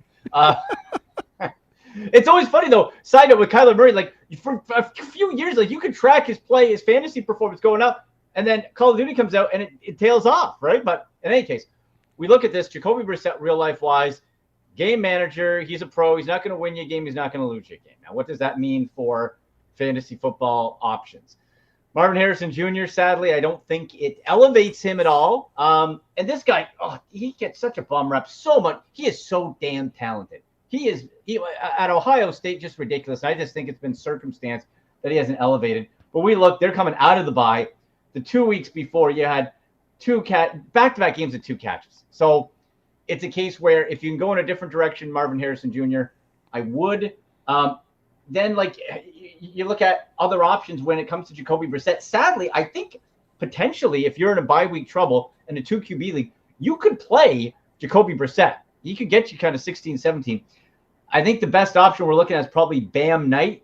Now we know that there's the Mercado that could pop in there. Michael Carter could pop in there. But it looks like at least that Bam Knight is going to get the first touches and see. So that would kind of be my fantasy outlook. Certainly not too excited about the Cardinals. All right, so another big news is, the good news is Jaden Daniels is back. Yes. The bad news is Terry McLaurin is out again. So what are you doing with the Washington players? Because, for a while there, we were talking about ride the Zach Ertz train, right? Luke McCaffrey, maybe he's a streamer. Well, now what do you do with this team? Because that was with Marcus Mariota. It wasn't with Jaden Daniels. Well, all we do now, Debo's healthy, which he wasn't really during that stretch. Heavy Debo. Jaden Daniels and Debo, we are going heavy Debo Samuel. And I still think you can get Zach Ertz in there. Luke McCaffrey, you're crossing everything, your fingers, toes, all that to hope he gets a touchdown or something, because he's only getting typically 2-3 targets a game, if that. So the top 2 plays, Debo Samuel, heavy Debo Samuel, and Zach Ertz after that. I think those are great plays with Jaden Daniels back. I feel very confident versus the Seattle team. It was a really good defense, but can jack up points and will force a shootout. Also, for the tight end spot, they've given up the 7th most fantasy points to tight ends the Seattle Seahawks have, so keep that in mind. Andy, keep it on the injury front, going down there to Duval County down there in Jacksonville. Yeah. Not just, but past few days we got word that Travis Hunter, he's going to be out for the next few weeks. Yeah. Trevor Lawrence owners, Brian Thomas Jr. owners, how is that looking out for them? Because Hunter was probably kind of coming into that wide receiver 1 role a little bit with Brian Thomas Jr. not having a hot year this year. So how does that look for owners of Lawrence and Brian Thomas Jr.? Yeah, great question. And it's so disappointing, right? I believe non-contact injury Thursday. We'll have to see how that plays out. That's disappointing. What it does, we never wish for injury, but if they do, you have to adapt, right? So if you're a Brian Thomas Jr. owner, as I am, it's really good news because, inevitably you're going to have to be getting the targets there. You're playing a bad Vegas team. This could be a nice upgrade if we're talking about this week specifically. Get out to a league, get some Brian Thomas Jr. fantasy points, and then you can ease in with the Travis Etienne, who's been very disappointed, and maybe a Tootin as well. But I think this could be a nice running back game and a Brian Thomas Jr. situation for your fantasy team because, again, you're taking away a Travis Hunter who presumably his targets would have kept increasing or taken up a big chunk and become more of a focus. He's gone. So what do? Well, you got to go back to one of your Brian Thomas Jr., super talented guy. And I think he's if we're looking weeks 4, 5, 6, he hit double digits, went over 20 in week 6, popped back down in 7 when Hunter started to emerge. And now I think he can take that back against a bad Vegas team in Las Vegas. Also, to the point you made about, Tootin and also the third running back, LaQuint Allen Jr., the fact that they use Travis Hunter in a lot of those gadget kind of style plays and a lot of those like weird formations. Now you're looking at guys like Tootin and Allen Jr. might be used in situations because, for those who don't know, Tootin and Allen Jr. both from South Jersey. They're both guys who are from this area. And if you go back and watch Tootin at Virginia Tech and Allen Jr. at Syracuse, what did both of those schools do, Andy? They used them in multiple formations. There were times that Tootin and LaQuint Allen were used at their schools in the slot. They were used in end arounds. So you might see a scenario where, Liam Cohen could get a little creative. No Travis Hunter. Well, maybe it's an opportunity for those guys. And, of course, if that happens, what is that going to do, Andy? As you know, it's going to vulture Travis Etienne. It's cannibalized. If we look across the board here, we look at all three running backs, each one has not reached double-digit fantasy points in some time because they're cannibalizing each other, right? So a combination of Travis Hunter eating those up. Now, with him out, does that lend just to spreading the ball out more? And this is your worst-case schmoz of a committee, right? It's like there's nobody. And if you play anybody, you're either begging for a touchdown. Travis Etienne's still getting bulk of the carries. It's like at 12, and getting 3-4 catches a game. Now, if one of those turns into a touchdown, we're feeling pretty good, but they haven't been. And so you're in a real committee mode here. I would still say running backs are so thin. Etienne is the play, I would say at this point still, but you got to really set your expectations because none of those guys have hit double digits. Talking with Andy McNamara, of course, our fantasy football segment each and every Saturday here and Hanging with Hennig on 97.3 ESPN NFL Week 9. No, Eagles aren't playing this weekend. The Browns aren't playing this weekend, but you still have plenty of people you have to play in fantasy football, and part of those conversations has to be about one of the games I think is the biggest game of the weekend, Andy. I know everyone's going to talk about Chiefs-Bills. Okay, I get that. Yeah. But there's another game that has a lot of fantasy football implications tomorrow. It's Colts-Steelers, Andy, because you might not know this. Well, Andy, you probably know this, but most people might not know this. Aaron Rodgers has the third most passing touchdowns in the NFL this year.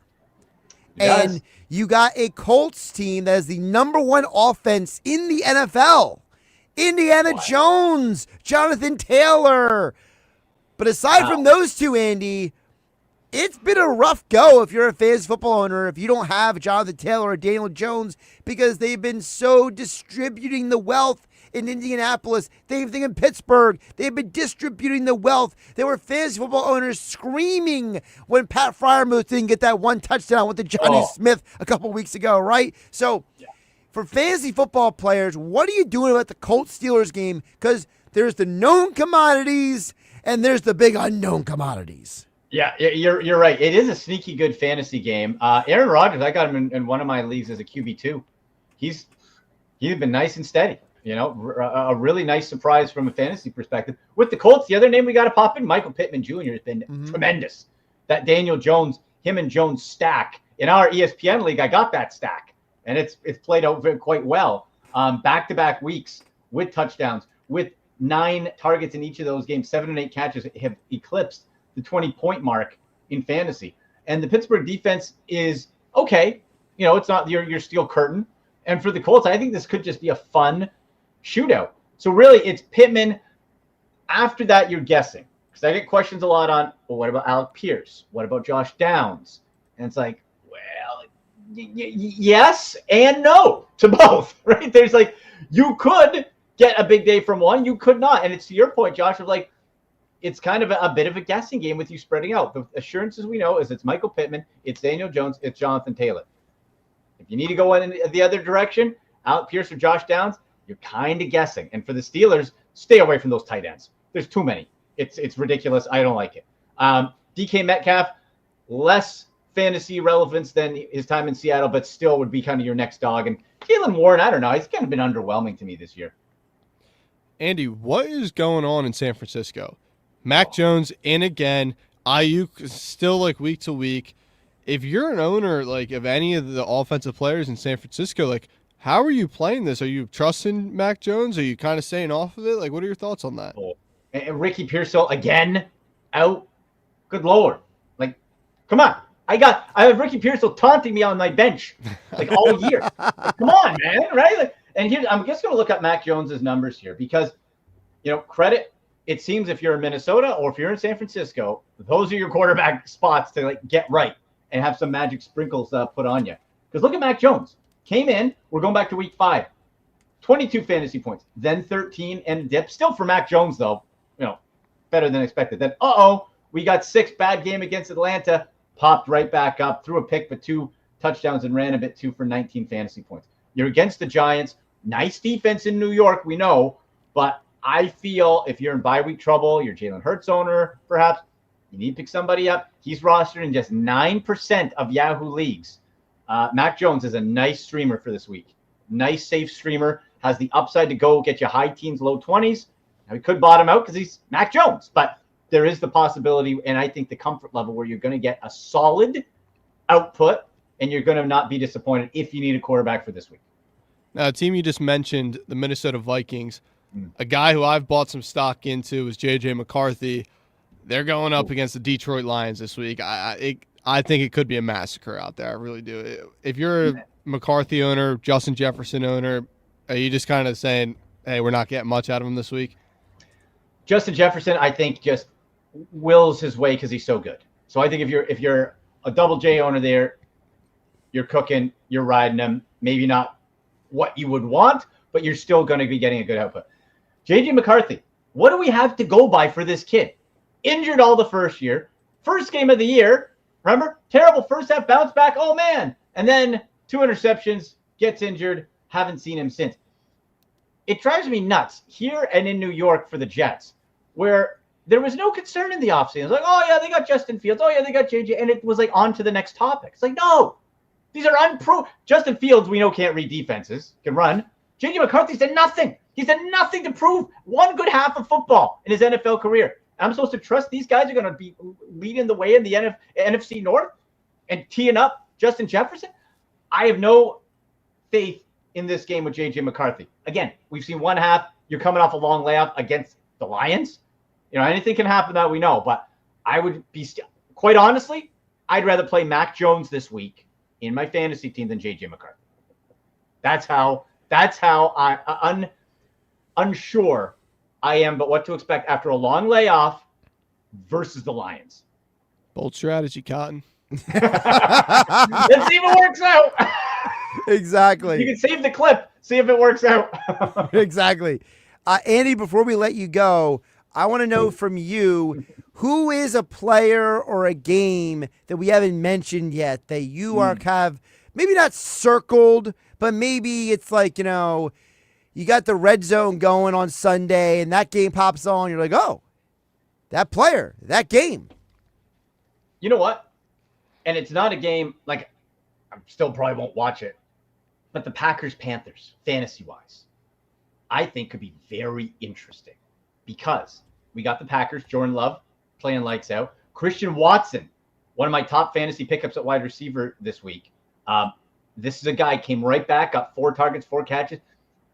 Now, the problem with the Packers is, of course, at the wide receiver, it's a bit too spread out, right? You got a lot of mouths to feed, but Watson and Golden, there's some competition there. You got Tucker Kraft, who's making a case to be the best fantasy tight end in the whole league.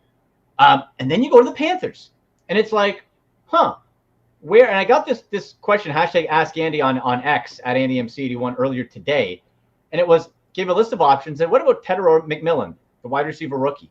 I was looking, and I'm thinking, if you're getting into what likely will be a bit of a shootout and having to pass situations with the Panthers, I think you light yourself up some McMillan, right? And I never like playing the Panthers many Panthers here because they're not good.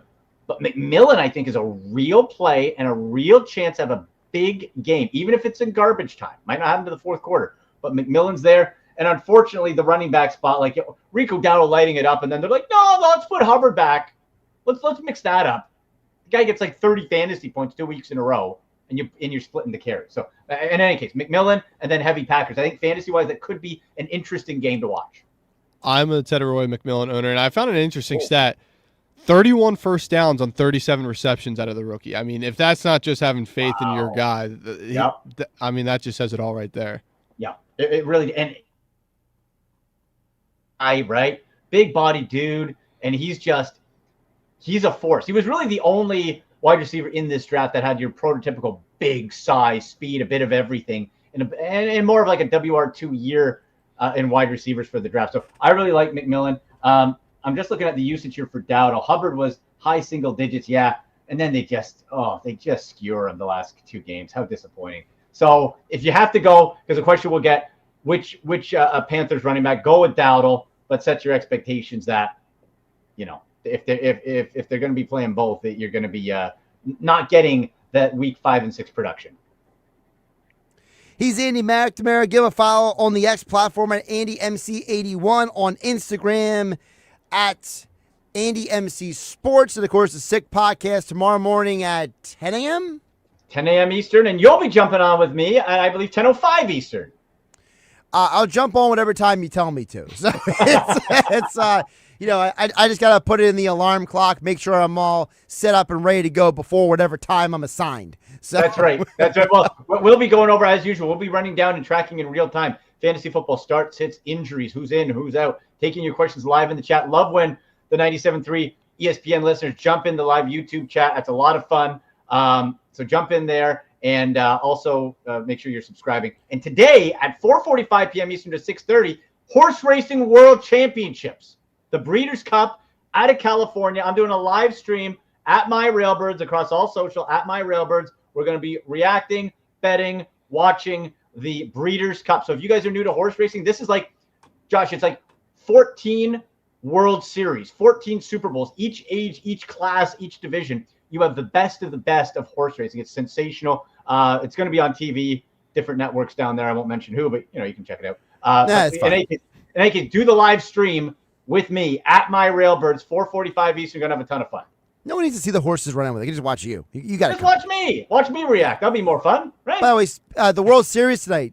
So I got a little news for you, Andy. Oh boy. First of all, the Dodgers have officially announced Shohei Ohtani will start the game tonight. Okay. So that's official. Okay. But it's the most I got to tell you, this is the most bizarro choices for the first pitch. Ceremonial first pitch. It's Paul Molitor and Jack Morris. Oh! 92. They were at the game last night. They showed them on the camera. They were at the game last night. But this is why I heard Jack Morris. I didn't see Paul Molitor, 1993. Yeah. Well, but here's the thing. These are 2 guys that are Hall of Fame plaques only have Blue Jays on them. Like Molitor's got the Brewers and Morris has got the Tigers. So it's like, hey, ceremonial first pitch, 2 guys who don't even really acknowledge playing for us on their Hall of Fame resume. On their Hall of Fame. Look, Molitor was there 93, got the World Series. Morris was there 92. I don't think he was there in 93. I could be wrong. He was not there. He had retired by that point. Yeah. He was there 92. To me, you know what? Go ahead. I was going to say, they had Joe Carter and Cito Gaston before. Oh, absolute legends, my guy. Right. Now they should be having Roberto Alomar, who is a Toronto Blue Jay in the Hall of Fame. No. He got canceled. There's one man who should be throwing out the first pitch tonight. They're not doing it, but it should have been Dave Stieb. Oh, going way back. Now, Steve was at the trail end of his career in 92. He was on the 92 team. I don't think he was on 93 either. Steve was great. He was when the Jays were coming up. Yes. He was their star. Absolutely. He is Mr. Blue Jay, basically. Yeah. He was like their best player, like lone all-star for years. I'll tell you this. I don't care what anyone says about Roberto Alomar. Okay. The guy, I don't know. But the player, there's no better second baseman in the history of the sport. As a kid, I remember watching, and it was routine. Him diving, when he left, I was like, hey, Dad, how come that second baseman didn't get that ball that was a mile? He's like, because he's not Roberto Alomar. Because Roberto Alomar is the best. And he's just an absolute legend. He got, caught up in whatever a while ago. And, man, it should be Alomar. I'm disappointed it's not. But, hey, Jack Morris and Paul Molitor. Molitor, what a stud, too. Yeah, Molitor was a great slap hitter. Slap hitter. Hey, Andy, how Winfield was the 92 DH. Anyway, sorry. Yeah. Now, I was going to say, how the Blue Jays this close to winning a championship before the Toronto Maple Leafs are? I mean, like, come on. Flyers play the Maple Leafs tonight, so this could be a brutal night for the city of Toronto. But oh my gosh, Maple Leafs have turned into your classic, powerhouse regular season, and then just dump it away. Thank goodness the Blue Jays, because the Blue Jays have been bad for a long time. Thank goodness. I only cheer apparently for losers in pro sports. Leafs, Browns, Raptors won in 2019, but they're not very good. I got Buckeyes in college, and I got the Blue Jays now. So yeah, it's well, that's the ridiculous part. Is the Blue Jays. The Blue Jays have actually won in our lifetime, Andy. It's yes. Like the Maple Leafs are like the Notre Dame football. Like it's like they haven't won any time in our lifetime. What's it, 67? Since my dad was 16 years old when the Maple Leafs last won the Stanley Cup in 1967. Been a while. The best you got is getting to a conference championship a couple times. My heyday, Doug Gilmour, Wendell Clark days back in 92, 93. You know, those guys. But holy man, yeah. It's let's hope that the Blue Jays can beat those big bad Dodgers. Come on. Andy, I threw a future bet on the Vegas Golden Knights winning it all this year with Mitch Marner raising that cup. Laughing at all you Maple Leafs fans running him out of town. That would be about right. Yeah, it's like that's the guy you choose to lead. Okay, you know, the core wasn't working. You know, I guess somebody had to go, but I don't know if it would have been him. He's looking pretty good. At AndyMC81 on X, at AndyMC Sports on the Twitter, on Instagram. Andy, appreciate you jumping on, and I'll talk to you tomorrow morning at 10:05. Yes, sir. All right, guys. Have a good one. See ya. Josh Hennig along with Alex Berardis here in the 97.3 ESPN studios. We'll wrap up hour number 2 coming up next. Hanging with Hennig on 97.3 ESPN FM. Streaming live on YouTube and X in the Dr. Squatch virtual studio. It's the NFL on Sports USA because the Kansas City Chiefs come into Buffalo to butt heads with the Bills. The Chiefs are led by Mahomes, Kelsey, and a receiver that is definitely worthy. And he's going deep, got a man open inside the 10 at the goal line. Touchdown, Xavier Worthy. The Bills have a dynamic duo on offense in James Cook and Josh Allen. It's the Chiefs at the Bills this Sunday on Sports USA. It's NFL Sunday on 97.3 ESPN. Coverage begins after Game 1 of our triple header. This football season, catch every game at the best sports bar in South Jersey. Yesterday's Creekside Tavern in Marmora features every Eagles game with the sound on, along with the biggest college football games on their TVs every Saturday. Don't miss out on yesterday's nightly food special starting at 5 p.m. Monday through Thursday, along with reverse happy hour specials 9 p.m. to close each week. Plus, with the Flyers and Sixers season starting up, the place to be to watch the game is yesterday's Creekside Tavern on Roosevelt Boulevard in Marmora. So call your friends and catch all the games at the Y. Actual price will depend on product and subscription plan. Featured products are compounded drug products, which the FDA does not approve or verify for safety, effectiveness, or quality. Prescription products require an online consultation with a healthcare provider who will determine if appropriate. See website for details, restrictions, and important safety information. Want a boost in and out of the bedroom? Hims has you covered. Introducing a new 2-in-1 approach to level up your game. Tadalafil for better bedroom performance and zinc for testosterone support. Turn things all the way up and find affordable treatment options at up to 95% less than brand names at hims.com/joy. That's hims.com/joy. When businesses thrive, communities score. That's why Bank of America is the official bank of FIFA World Cup here in New York, New Jersey. And our more than 280 local business specialists are ready to help your business win. What would you like the power to do? Learn more at bankofamerica.com/local business. Bank of America, official bank of FIFA World Cup 2026. Bank of America Corporation, all rights reserved. Okay, I have to tell you, I was just looking on eBay where I go for all kinds of things I love, and there it was. That hologram trading card. One of the rarest, the last one I needed for my set. Shiny like the designer handbag of my dreams. One of a kind. eBay had it, and now everyone's asking, ooh, where'd you get your windshield wipers? eBay has all the parts that fit my car. No more annoying, just beautiful. Millions of finds, each with a story. eBay. Things people love. Go for holiday bliss. Whether naughty or nice, you are not going to want to miss this. Go for nights that shine with friends a toast so fine. Go to find Santa's place. Go to see that smiling face. Go to give the gift of cheer with the card that brings dreams near. With endless fun and things to do, it is the gift that keeps on giving too. Go for the dazzling lights. It's quite a sight. Go to Ocean Casino Resort for holiday magic of every sort. Whatever your vision for holiday decorating, the Home Depot has what you need to bring it to life. Like our warm white holiday lights with steady lit technology, so your lights stay glowing even if one bulb fails. Whether you're going for a soft, warm glow or a colorful display of holiday cheer, Choose from our wide variety of holiday lights starting at $5 in store only. Find everything you need to get your holidays started with the Home Depot. What if you had the smartest Wi-Fi? If you did, it'd be Xfinity, of course, and it'd come with their best state-of-the-art equipment. It would boost speeds to the devices that needed them most, prioritizing your most important connections, whether you were streaming, gaming, or gaming while pretending to work. And it would let you stream 4. That's right, 4 games on one screen. It would even power your mobile connection so you could bring faster, secure Wi-Fi speeds with you where you use it most. It would be proactive and fix problems before you knew you had them. Impressive, right?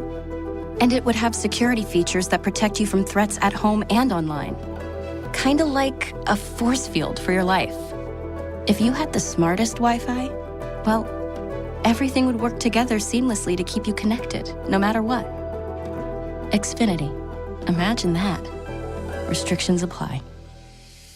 Hey, can you blow up some balloons for Jack's party? I can't. I'm so congested. You need Sinex Severe from Vicks. Sinex Severe Nasal Spray. Yeah, just Sinex. Breathe.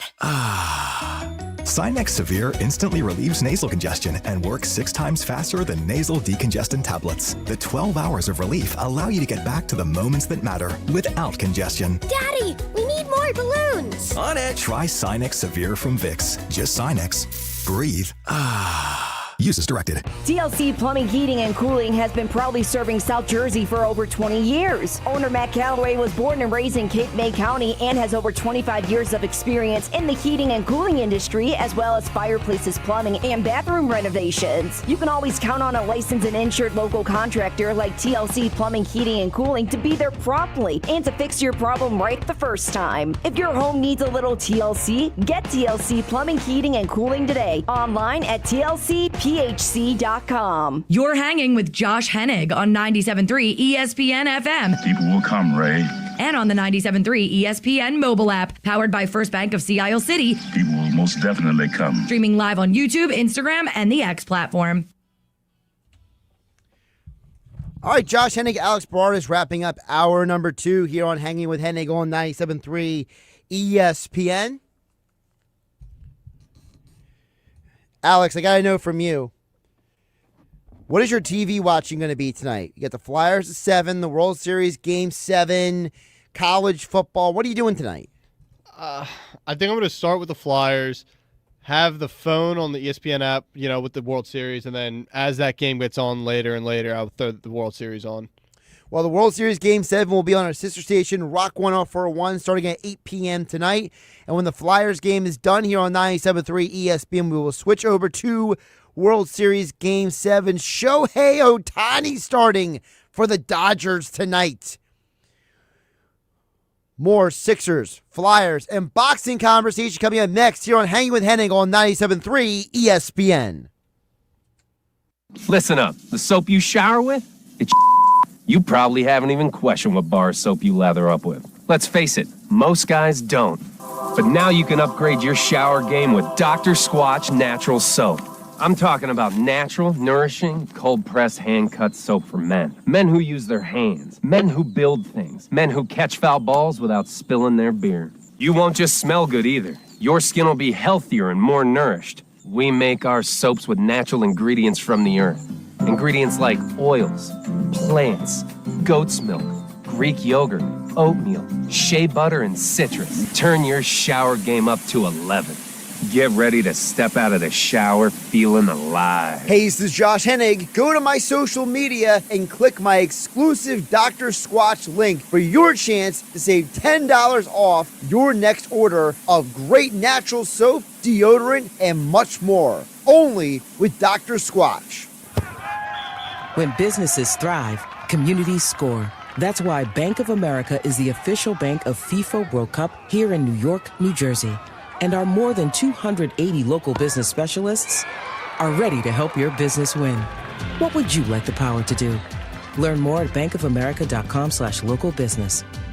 Bank of America, official bank of FIFA World Cup 2026. Bank of America Corporation, all rights reserved.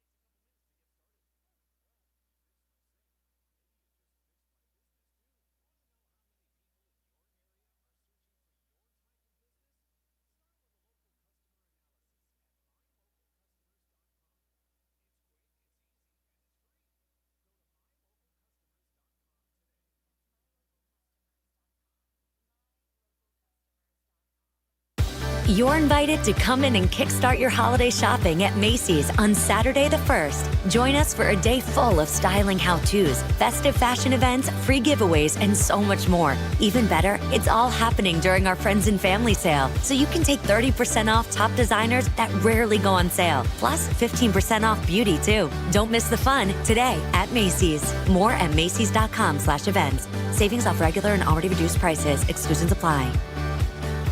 Nothing goes better together with championship football and playoff baseball than the Piccalilli Inn. For game time, skip the lame chains and order the Piccalilli Inn's world-famous wings for eat-in or carry-out in 6-packs to go. Get your chicken wing fix on Route 206 in Chemung, New Jersey. Visit Piccalilli.com.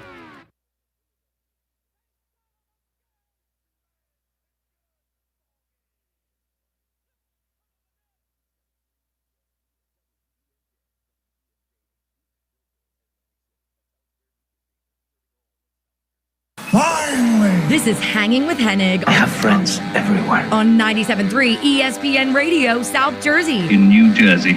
Am I right? Yeah. Live feed on the 97.3 ESPN mobile app, powered by First Bank of Sea Isle City. It seems to run on some form of electricity. Well, you're not wrong. Streaming live on YouTube, Instagram, and the X platform. The internet is a communications tool used the world over where people can come together. Now, here's your host. He's not gone. That's the whole point. He's never gone. Josh Hennig. Hour 3 of Hanging with Hennig. Josh Hennig, Alex Berard is joining me in the 97.3 ESPN studios. Streaming live on YouTube and X in the Dr. Swatch virtual studios. Joining us in about 25 minutes from now will be undefeated heavyweight Bruce Seldon Jr. from Abscami High School. He will be joining us here on the show. Plus, we'll get back to text board in just a bit. We've been asking the question throughout the day at 609-403-0973. What do you actually subscribe to? Because Sixers on Amazon Prime last night. If you're a YouTube subscriber, you have no ESPN networks right now. Are you paying for ESPN All Access? Are you someone who says, I have Netflix, I got Hulu? Tell us what you have, because I have made the position earlier in the show that watching the Sixers game is another example of how we're all just going to be running out of money to pay for all these things. It's an absolute fiasco. Flyers, by the way, tonight, don't forget about that. They'll be on NBC Sports Philadelphia. And, of course, if you have Fubo TV, you don't have NBC Sports Philadelphia. There was a whole carrier dispute between YouTube TV and NBC Sports a couple months ago. So it's a fun time to be a sports fan, Alex.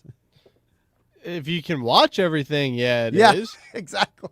They just make it so difficult to be able to watch your favorite team. It really is a mess. We do got to touch on the Eagles a little bit, because we haven't really had a chance to hit on them. But the reality is that they made a trade this week, Alex. I don't know if people remember or not, because it was like days ago. But, Howie Roseman, he didn't want to be forgotten, and he made a move. And it's an interesting move, because it's a move for Michael Carter II. Now, not Michael Carter Williams, who used to play for the Sixers. Not Michael Carter, the running back, who now currently plays for the Cardinals and who is injured. No, Michael Carter, the defensive back. He is now an Eagle. And what's interesting about this move, Alex, is this feels like one of those moves that might be a precursor for something else, right? Yeah, I think everybody's waiting for Howie to make that big deadline splash that I think this defense and the team kind of desperately needs right now. I don't know if this is a big splash necessarily. This move, no. I'm saying the precursor, though, for that big splash. Now, the first of all, this move, for those who don't know, so Michael Carter II, he has historically played a lot of slot corner. He can play some safety, but he's primarily either a safety or a slot corner. So a lot of people, Alex, are assuming that this means Cooper DeJean is going to move to outside corner, and that might be the answer to their Keely Ringo, Adoree Jackson, Jacoria Bennett circus out there. And I got to tell you, I'm not a fan of that move, though, because I think DeJean is so valuable in that slot corner, big box safety, playing all over the field role. And now I feel you're almost limiting his value. Well, like we said earlier, how a lot of these players in the NBA, I heard it last night on the broadcast, I said they're just players. They're not really position players. They're just players. That's kind of Cooper DeJean, right? You can kind of throw this guy everywhere, and he's just a player. He's got to make plays. Now, yeah, he is one of the best slot guys in the league. Like, it's going to be hard to replace that. But I think if you wanted to and you had to, you could place him anywhere on that defense, and he's going to succeed. The other thing is with Michael Carter II is the fact that he is a guy who lost his playing time because of a new coaching staff. And my concern with him is Fangio in the past has been a guy who has said, I want you to know my defense. And I think that's where the second move is going to come in. I genuinely think that the Eagles are strongly considering the Bradley Chubb trade. Because Chubb played with Fangio in Denver. He played with Fangio that 1 year in Miami. He knows the defense. And I feel like he would be a perfect plug-and-play guy. The problem with him, Alex, the contract. The contract's needs a little work because Chris Grier, the former now GM in Miami, is not Howie Roseman. And that Bradley Chubb contract comes with some weight, shall we call it, on the salary cap that the wizard Howie Roseman is going to need to do some manipulating with in order to work. So you're not feeling Jalen Phillips? No, because Jalen Phillips was barely a stud at Miami. Like, that guy was inconsistent as anything in college. Now you're expecting me to get excited over him in the NFL? The only way I'm going to get Jalen Phillips is, hey, Dolphins, you want a 6th-round pick? I'll take him. I guess the only thing, he's 3 years younger than Bradley Chubb. Cheaper deal. So, I mean, like, if that's the way you want to look at it. But, I mean, when Fangio left Miami, everyone but Bradley Chubb celebrated like they just got rid of the devil. So is Jalen Phillips going to be happy playing with Fangio again? Well, by the way, you make it sound he's going to throw a temper tantrum. Well, I mean, you go back and look at everybody's social media. When Fangio left, they made it like he was Satan incarnate. Like guys like Jalen Ramsey and, oh my goodness, what's his name? The guy who just got traded this year. Minka Fitzpatrick? No, he just joined Miami this year. Xavier Howard, the other corner. Yeah. All those guys were jumping on social media and retweeting each other, being like, hey, he's gone. You think, and and the reason why Philly fans were like, why do we want this guy? Nobody liked him in Miami, and their whole, the in-season Hard Knocks. He refused to do any interviews for Hard Knocks, and they made fun of him for it on the show. Like, he was not a popular guy down there. The only guy who didn't rip him on his way out the door was Bradley Chubb. So it's like, that's why for me, I like the Chubb idea. It's just, how do you make the money work? Is Miami going to ask for too much? The only saving grace is the fact that Chris Grier is no longer there, and maybe Howie Roseman can channel his inner Sonny Weaver Jr. to take advantage of a young, inexperienced GM in Miami.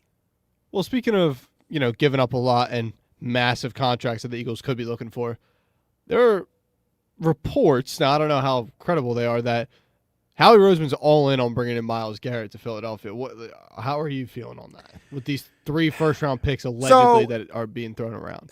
So this is why I hate the internet, okay? Another reason. One of the many reasons, okay? Josh Hennig along with Alex Berardis, hanging with Hennig on 97.3 ESPN. I see some texts coming in. We'll get to them at 609-403-0973 in just a bit. So for those who don't know the whole story, Charles Robinson of Yahoo Sports was on a Nashville radio station and said that the rumor from other NFL executives, not in Cleveland and not in Philadelphia, is that Howie Roseman wants Myles Garrett and he's willing to give up 3 first-round picks. Robinson went on to say in the same interview that he doesn't know if Cleveland is even interested in trading Myles Garrett, and that basically he doesn't think the 3 first-round picks is really what Cleveland wants. Cleveland wants a player, basically, more than that. And the reason why I hate the internet is because, first of all, this thing is grown into a life of its own. If Myles Garrett was going to get traded, he should have been traded before he signed that massive new contract, number one. Number two, are we really sure that the Eagles, is it more like a, hey, I want Myles Garrett like I want a Lamborghini? Like is that what it is? Or is it like, no, I really want that guy? I think that's the problem I have. And people are making it like this is like a fait accompli, like, how he's going to make it happen. And I just don't see a scenario where the Eagles are going to give up a ton of assets for a guy whose contract is going to make it difficult for you to re-sign your guys. Jalen Carter, Jordan Davis, Quinyon Mitchell, thank you. Cooper DeJean, down the road, Jahad Campbell. Like, we're going to sign these guys too. That's the reason I'm out on it. I mean, look, if we're giving up these 30, that's probably where our picks are going to be, late 20s to 30 range. Right. But also, Jahad Campbell, 30, pick number 30. Like, there are quality guys at these spots that Howie Roseman can find. But, yeah, like you said, Jordan Davis, Jalen Carter, Quinyon Mitchell, Cooper DeJean, these guys have to get paid. And also, I have zero empathy for Myles Garrett if he wants to get out of Cleveland. Not saying that he does, but you had your opportunity. It was right there for you. You could have gotten this number that Cleveland paid you anywhere because you're just that talented of a player. But no, you said, I want out. Winning is the most important thing to me. And then the second they threw that contract out at you, all that got forgotten. I feel nothing for Myles Garrett. 609-403-0973 is the text board per usual. Anytime trade conversation comes up, Steve from Ventnor blows up the text board, so we'll get to what Steve has to say first. He's going to think, Will Shipley to get No. It's not that extreme, but Steve is... I know Steve personally. Steve is a guy who sits there and he'll run the numbers and the trade machine and, instead of actually like having like, another hobby. Like this is his hobby, basically. So he says, I like Bradley Chubb. I suggested him in the past. I think you should go for someone younger, though, a 3-down defensive end who will cost less and may only cost 1 first-rounder. He says, I think they should call the Jags about Trayvon Walker. He says that the Jags may want to recoup some draft assets lost because of Travis Hunter getting injured. Plus, he is a guy who could fit comfortably into this defense. Well, the problem is, Steve and Ventnor, and I appreciate you chiming in. There's 2 huge problems with that statement. Number one, I have never seen a rumor that the Jags were trying to actively trade Trayvon Walker. I've seen Trayvon Walker mentioned in rumors by people who are not connected with the team, right? Again, Charles Robinson of Yahoo Sports going on a Nashville radio station saying that people who are not the Eagles or the Browns are saying that Howie Roseman is. It's like we're back in high school again, right? And it's like, hey, did you hear that Julie likes Jimmy? Well, where'd you hear that from? Well, Amber told me that Julie was looking at Jimmy's Instagram. Like, that's what we're talking about here. It's like third, fourth hand information. Number one, there has never been a substantiated report that the Jags were trying to dump Trayvon Walker. Now, like any NFL team, they'll take calls. If somebody calls and wants to have a legitimate conversation, most NFL teams will have a conversation. But Jacksonville is in the playoff hunt.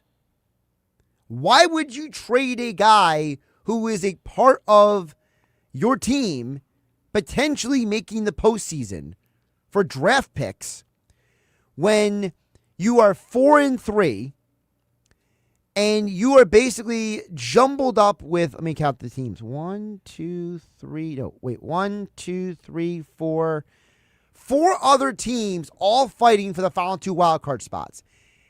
Jacksonville doesn't need to get draft picks right now.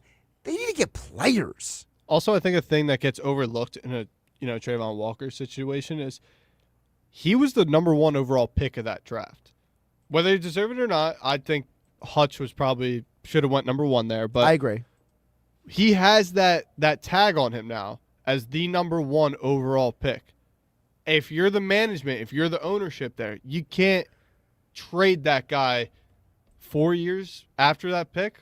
Well, I will say that the current administration, the front office and coaching staff, did not draft him. So that, I think, is where Steve from Ventnor is more so coming from, is that that's not their guy. They did not draft him. They did not pick him. So there might be a part of the organization that says, we're willing to give up on this guy if we can get something for him. But I don't think they want draft picks. I think a team like Jacksonville is saying, if we're going to trade Travon Walker, we lost Travis Hunter for an inspecific amount of time, right? We don't know how long he's going to be out. Apparently, the latest report I saw is that there's nothing structurally wrong with his knee ligaments, right? So apparently it might just be a sprain. Maybe he's out until like Thanksgiving or something. But if I'm Jacksonville, do I trade Travon Walker for draft picks? I'm not doing that. What I'm trading Travon Walker for is a player. I'm just to use an example. I'm not saying this is happening. I'm not reporting anything. Josh Hennig on 97.3 ESPN said this is not that kind of thing. But I'm just throwing out a scenario. You have teams out there that are bad right now, like the Saints, right? The Saints are a team that has some veteran players like DeMario Davis and Cam Jordan and others. Maybe Jacksonville says, we want to upgrade our defense. Hey, Saints, give us a first-round pick and DeMario Davis or Cam Jordan, or give us a first-round pick and, let's say, Chris Olave, right? And we'll give you Travon Walker, right? Like, that's the kind of deal I can see Jacksonville making, because they're getting a player who makes an immediate impact right now. That's what I think is more likely. I think the problem is right now is that the Eagles don't have players to trade. They have picks to trade. So now you're not targeting a team like Jacksonville for a trade. You're targeting a team like Miami, that is 2-7, or a team like the Jets that's 1-7. You just traded with Michael Carter II, or maybe in the NFC, maybe it is the Saints. I think that's the kind of teams that Howie's going to try to grift right now. He's going to try to rip off somebody who is desperate to make a move because they need the draft capital. I mean, and that's why the Myles Garrett thing has legs, Alex, is because Myles Garrett is on a bad team. I just always go back to it just doesn't make sense to sign that guy and then a few months later dish him, right? Like, that just doesn't make logical sense to me. If you just gave him everything and then you're 3 months later, you're like, all right, you know what? Well, didn't work out. See ya. Just doesn't make sense. And that's why I am still a little perplexed that the Bengals didn't trade Trey Hendrickson, because they basically gave him a franchise tag contract. They basically gave him one of those 1 year and you can be a free agent kind of deals. And it's like, well, if that's what you're going to do, you should have just traded him then. Like, why? Like, Myles Garrett, you're not trading him if you're giving that contract. You're 100% right.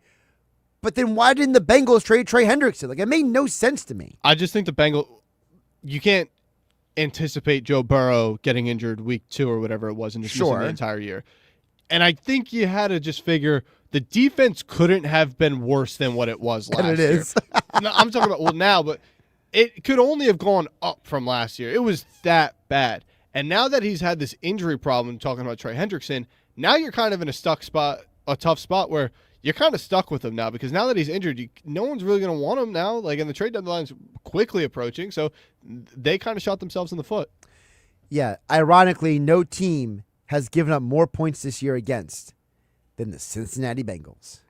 And it took so long for them to get Shamar Stewart. They're a dumpster They fire. should have never drafted him. That kid was trouble from day one. That kid should have never left college. It wasn't on him, though, that contract dispute. They were trying to use him as a guinea pig to put in clauses that they didn't put into clauses to the guy the year before. They should have never drafted him. He was never...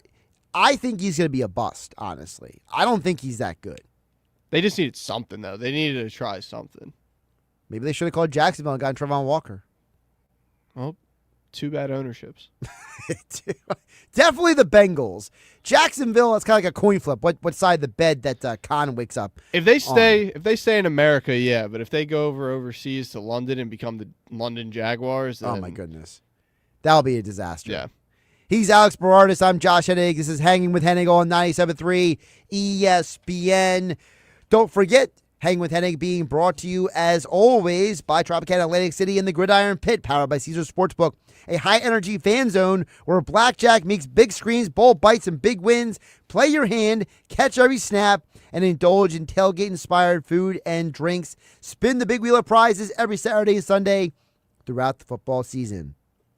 Gridiron Pit, where the thrill of the game meets the rush of the table, located near the cashier's cage. Learn more at Caesars.com. Must be 21 or older to play. Know when to stop before you start gambling problem. Call 1-800-GAMBLER. Speaking of Tropicana Atlantic City, undefeated heavyweight from Absecamby High School, Bruce Seldon Jr. joins us next as he is getting ready for his next fight Friday, November 7th, Tropicana Showroom in Atlantic City. We'll catch up with Bruce Seldon Jr. coming up next. Josh Hennig, Alex Berardis hanging out with you on 97.3 ESPN FM, streaming live on YouTube and X in the Dr. Squatch virtual studio. It's Philadelphia Flyers hockey tonight on 97.3 ESPN and the 97.3 ESPN free mobile app. Listen as Tim Saunders and Todd Fedork bring you all the exciting play-by-play action. The loose puck, they score! Bobby Brink on the power play. It's Flyers Leafs tonight. Coverage begins at 7 p.m. It's Flyers hockey all season long on South Jersey's radio home for Philadelphia Flyers hockey.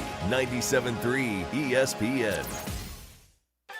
Making your home look brand new is what Work of Art Construction can do for you. Ready to remodel your bathroom or have a kitchen makeover? Art Masker has 40 years of experience in construction and knows how to make your home look like a work of art. Want to install a new back deck or invest in a new front door? Just call Art Masker at 609-788-4271 to learn more. Visit Work of Art Construction on Instagram to see how Work of Art Construction can make your home look brand new. Beautify your home with Work of Art. Call him at 609-788-4271 and let them make your home truly a work of art.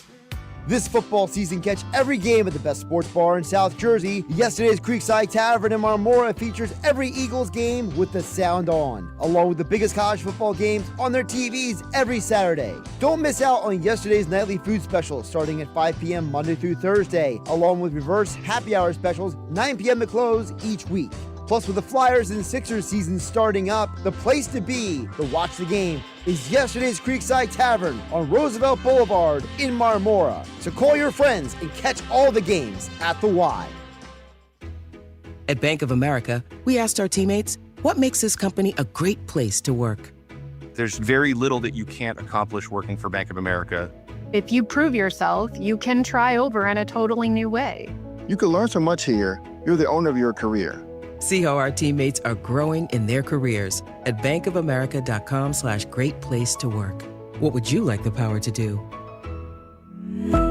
Bank of America, proud to be an equal opportunity employer. Cashback is not available on gas in New Jersey and Wisconsin. Hey, good morning. You're heading to the airport, right? Yep, thanks for checking. I like the car. How long have you been a rideshare driver? About 3 years now, but I really enjoy it. Isn't it hard to make money these days with the price of gas being so high? Not for me. I use Upside, the free app that gives you cash back for every gallon of gas you buy. Wait a minute. Are you saying you actually get real money back when you get gas with the Upside app? Yep, I get real cash back every time I get gas. Does that actually add up to anything? I'll make around $200 to $300. Wow, that's serious extra cash. I'm downloading the Upside app now. Download the free Upside app now to earn real cash back every time you buy gas. Use promo code TAXI for an extra 25 cents a gallon bonus on your first tank. You can cash out anytime right to your bank account, PayPal, or a gift card for Amazon and other brands. Just download the free Upside app and use promo code TAXI for a 25 cents a gallon bonus on your first tank. That's code TAXI. Find what you love what you find. A Total Wine and More. There's so much waiting for you. Spirits and beer, thousands of wines. Walk right through the door. It's all here to explore. With guides in the know and prices so low, it just might blow your mind. You're gonna find what you love. responsibly. B21. Comcast Business can help turn your small business into a connected, secure, modern business. It's how retailers become constantly connecting must-visit shops. How restaurants become reliably up and running neighborhood favorites. How healthcare offices become the data-protecting caregivers that we all depend on. And how wealth management firms become cyber-securing guardians of your information. With reliable connectivity, enhanced cybersecurity, and Wi-Fi backup, your business can stay connected and get threat-ready with Comcast Business, powering possibilities.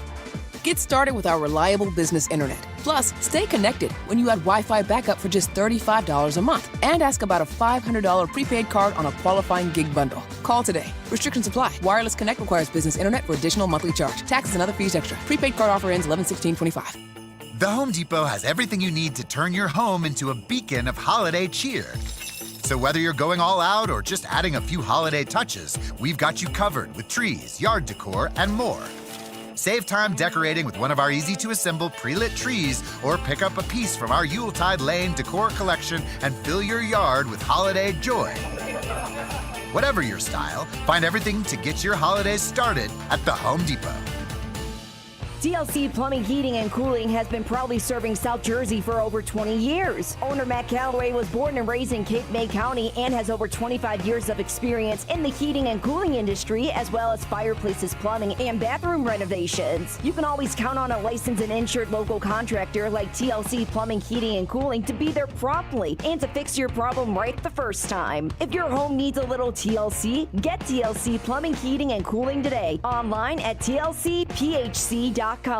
Now back to Hanging with Hennig on 97.3 ESPN FM. Boy, that escalated quickly. And on the 97.3 ESPN mobile app, powered by First Bank of Sea Isle City. I mean, that really got out of hand fast. Streaming live on YouTube, Instagram, and the X platform. Josh Hennig back here in the 97.3 ESPN studios, Hanging with Hennig, along with Alex Berardis. Of course, we have, as promised, undefeated South Jersey heavyweight Bruce Seldon Jr. is back on the show here on 97.3 ESPN.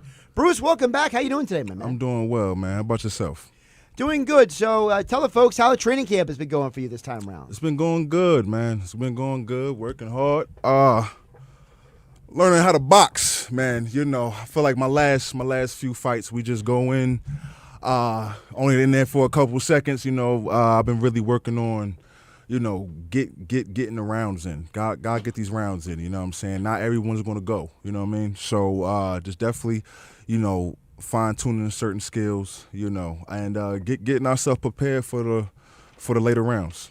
Of course, that's Friday, November 7th. Tropicana Showroom in Atlantic City is where you will be back in action with a stacked card of South Jersey fighters. Yourself, Justin Figueroa, Leo Lewandowski, and now Josh Popper joins the showcase. I mean, you're talking about a stacked card. This might be the stacked card of the year at this point. Yeah, this card is going to be fire. This card is definitely going to be fire. I've been seeing each fight getting added on, and I'm just like, wow, this is going to be a great night of boxing. It's going to be another great night of boxing in Atlantic City. November the 7th, you know, it's gonna be a good time. I feel like everyone, if you're a fan of boxing, even if you're not a fan of boxing, you should definitely come on and watch this. I feel like Larry Goldberg, the promoter, he put on a great show. He really stacked this card for everyone, for the fans and us.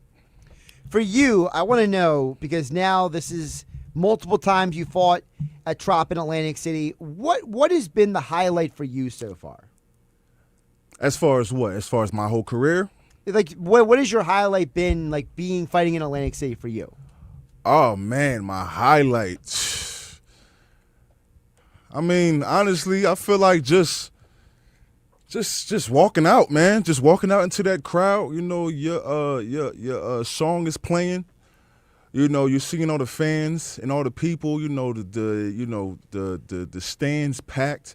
Everyone having a good time, cheering. I personally can't think of a better moment than that. Obviously, when the ref is raising your hand, of course, you can't get better than that. But you know, just feeling the love of the city. inside, outside the ring, being a part of, bringing boxing back to Atlantic City. That's a huge one too. You know what I'm saying? I know I'm gonna contradict myself for a lot of things that I've said in the past, but also, keeping my dad's name alive too at the same time. I'm Junior. You know what I'm saying? And I feel like people tend to forget about Pops. Hey, his son is out here doing it now too. So you know what I'm saying? So it's just it's so many highlights. There's so many highlights.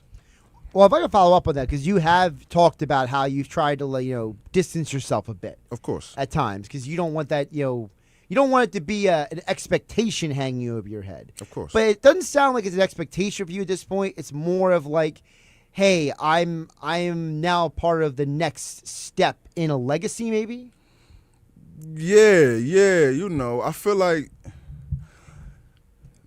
at first, with it just being so new, right? Obviously, I want to get away from that. But at the same time, I definitely embrace it. At the end of the day, I'm still Junior. You feel me? You're not afraid of it. I'm not afraid of it. I'm not afraid of it. And there's just as many cons, there's pros to it as well. You know what I'm saying? I feel like and I'm not gonna take away from him. You know what I'm saying? He put a lot of work in that is currently helping me out at this moment in time. So I'm not gonna be like, don't talk about him. Salute to that man.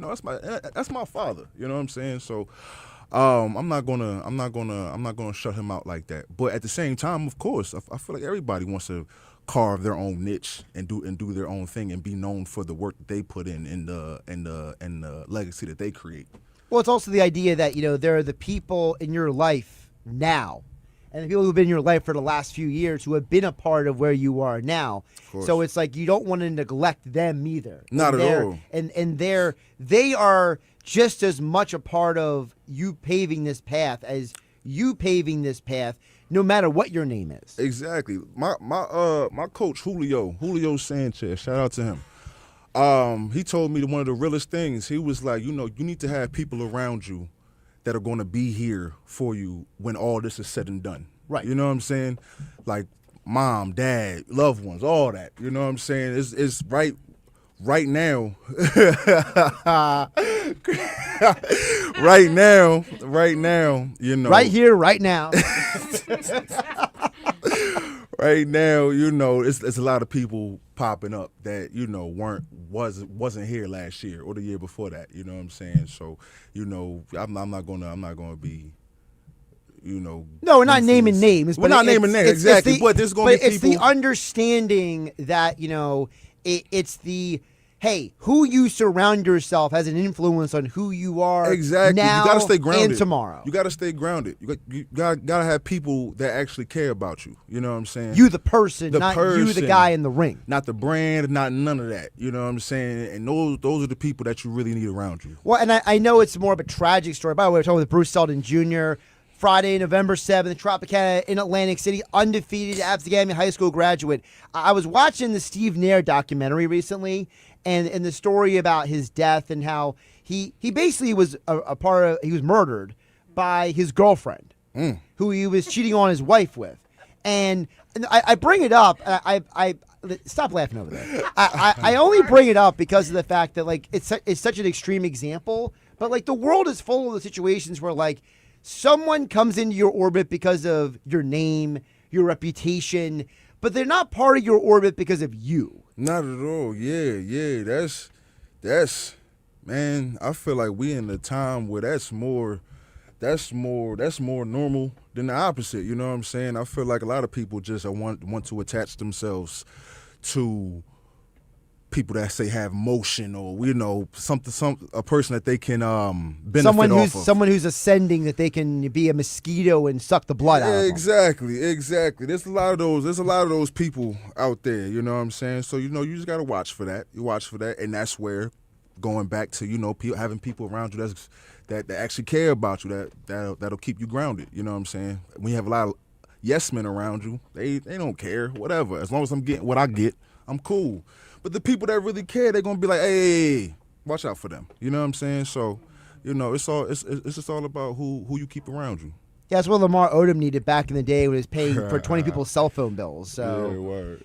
But so we had Josh Popper on a little bit earlier in the show, and he made a comment that I wanted to ask you about, because the weight class you guys are in does not require you to cut some crazy amount of weight to get to a specific, like Justin Figueroa, he's got to do that every fight.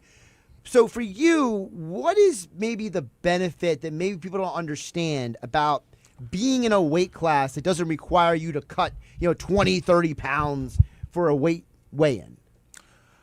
I mean, I feel like the obvious, you get to stay pretty fueled up throughout the whole camp, and shout out to these guys like, the Justins and pretty much everyone else on the card that isn't a heavyweight. It takes a lot to really work out and train and spar and do all that when your body's on E, you know what I'm saying? So as far as a heavyweight goes, we get to stay pretty fueled up throughout the whole time.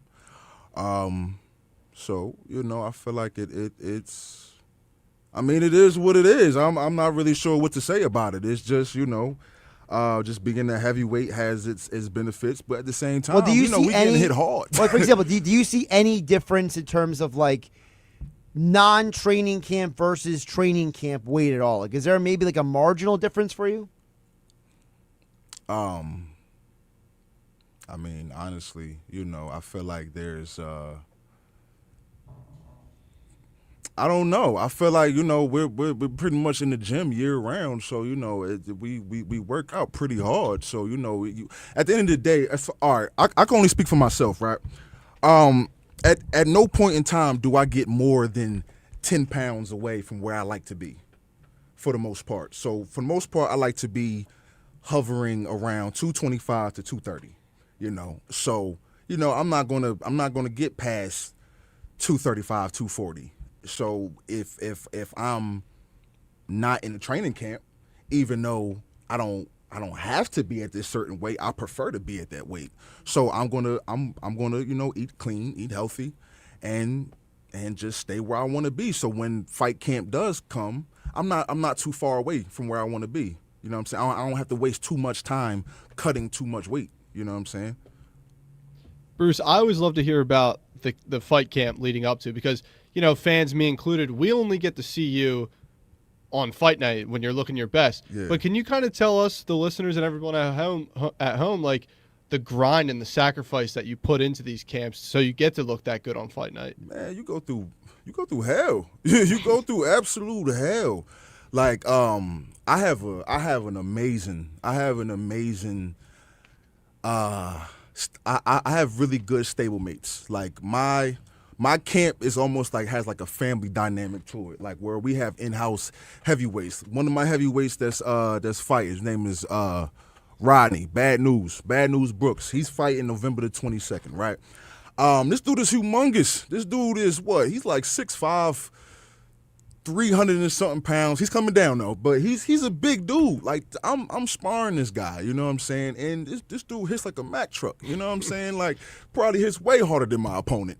But that's the things you got to go through. You have to go through hell. So when you get to fight night, whatever might come your way is smooth. You know what I'm saying? I done been dealing with this for weeks or months now. You know what I'm saying? So this right here, this ain't about nothing. You feel me? And then obviously, you have, which is real, blood, sweat, and tears into this. Like, man, I've bled a lot in camp. I sweat a lot. I've cried a lot. You know what I'm saying? Emotions and all these different things that happen that you have to go through. So then when, fight night happens, you're calm, cool, and collected. You know what I'm saying? So you go through a lot. But at the same time, it's a beauty in it, when especially like with your team, because you go through hell together. You know what I'm saying? Like, we're all in here dying. We're all in here hot. We're all in here bleeding. We're all in here sweating. We all at times are running on empty and still have to do these sprints and all these different type of things, right? So, I feel like, it's a grind, but it's also beautiful at the same time. Well, that makes everybody better and pushes everybody harder because you don't want to be the one guy who, cheaps out on a workout or takes it a step back. You see your brothers over there, everybody's going hard. Now I got to go hard too, but it makes everybody better. Absolutely. And it's almost like even though it's an individual sport, the preparation for it takes a team. So it's almost like it takes a village. As you walk out as an individual, you're almost like not to get too deep about it, but it's almost like you are. It's almost like you ever see the movie like the Gladiator movies, where it's like they're all brothers because they're all slaves, but they all come out and they're individuals, but they are able to succeed because of their brothers. Yeah. Absolutely, and that's just I personally can't say it any better than that. We all go through it together. So things that me and say like my brothers are going through, it's gonna prep me for my fight. It also preps him for his fight. You know what I'm saying? So we're all ascending as a team. Rising tide raises all boats. Perfectly said. That was perfectly. Yeah, said. put that in the gym on the court on the wall. Facts, right.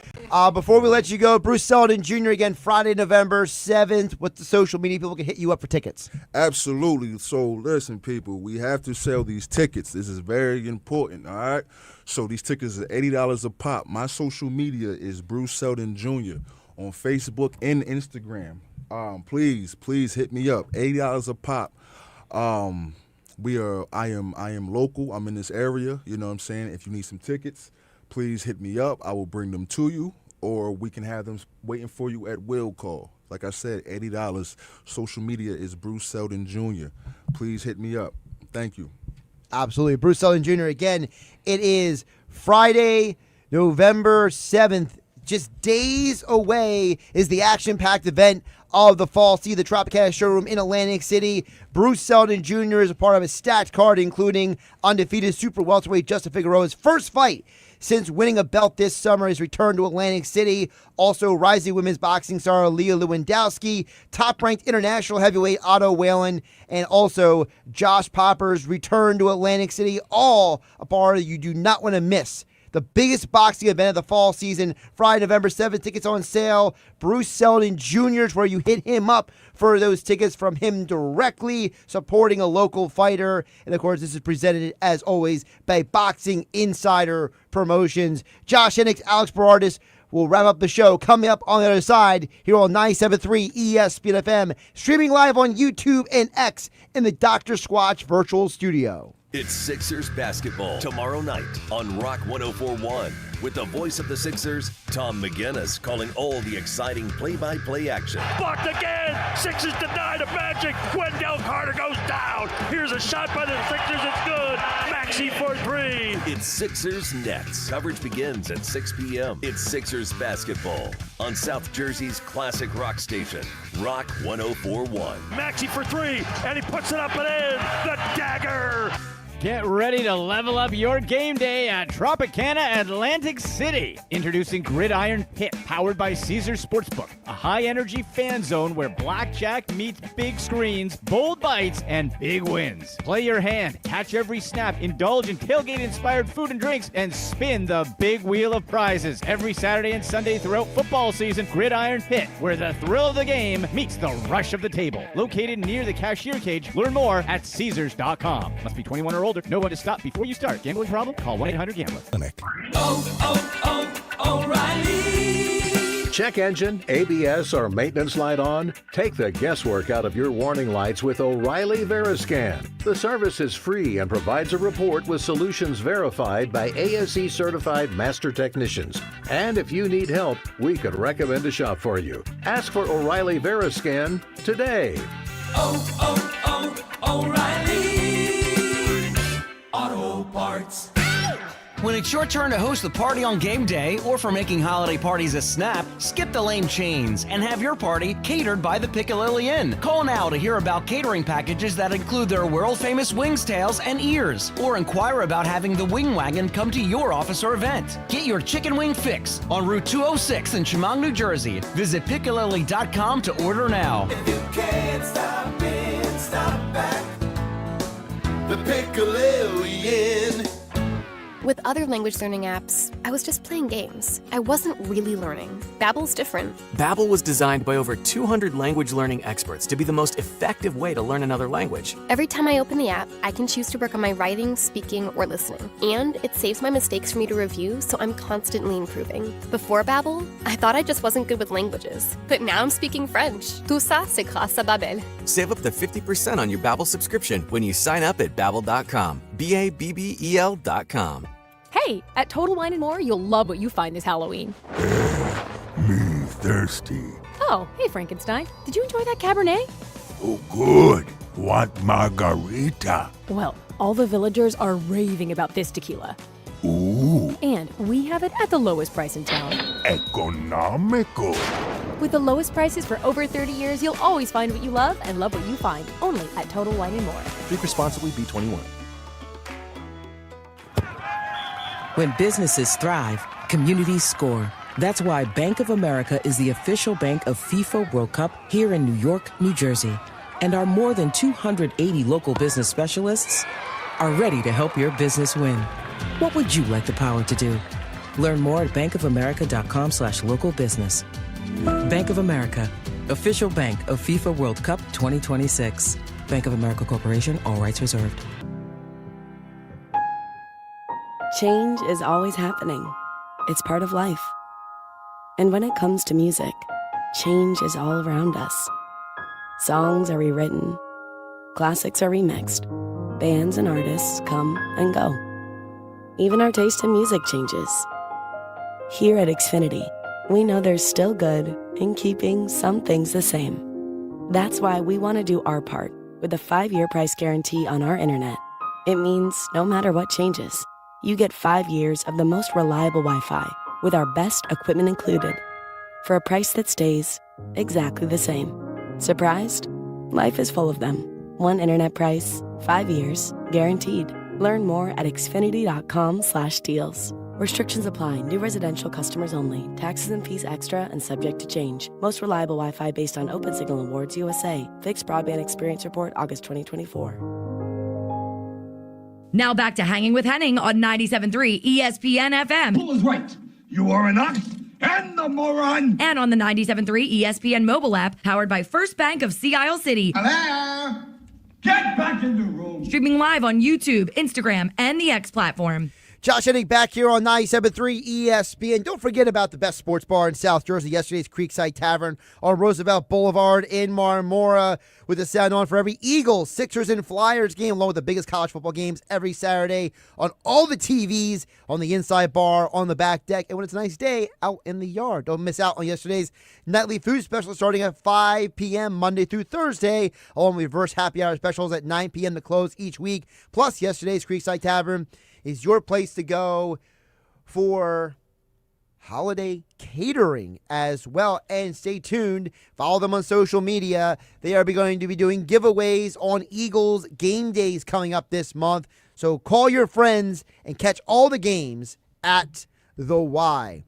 All right, Alex, as promised, we do got to get to some Flyers talk. Flyers at 7 p.m. tonight on 97.3 ESPN FM, streaming live on YouTube and X. I got to tell you, I don't know who's been the bigger acquisition for this Flyers team. Is it Zegras or is it Vladar? Because I feel like both of them have had a much bigger impact than I think most people would have expected. I think the sexy pick is obviously Trevor Zegras, and I'm not diminishing anything Zegras has done. He's leading this team in points. He's looking like the Zegras from years 1 and 2 in Anaheim. Right. Which he kind of got turned into like the whipping boy a little bit in Anaheim with Pat Verbeek over there and ownership and all. I won't get into that. Anaheim's a poorly managed franchise. Yeah. So, I mean, let's be realistic. I think he was just happy to get out of there. But with the Flyers being one of the bottom of the league in shots on goal per game, you have to have your goalie step up. And Dan Vladar has been an absolute brick wall back there. Every time he's back there, I am so confident that we're going to be under 2 goals allowed. I feel like that's a safe number that he's usually been at. And with the way that the Flyers are humming right now in offense, we can get more than 2 goals a game. I think that the thing for me is that I tend to lean to Vladar as well. I mean, I don't want to get too hyperbole, but like for a franchise that has struggled to find consistency at the goaltending position for about 3 decades at this point, Vladar is like a breath of fresh air.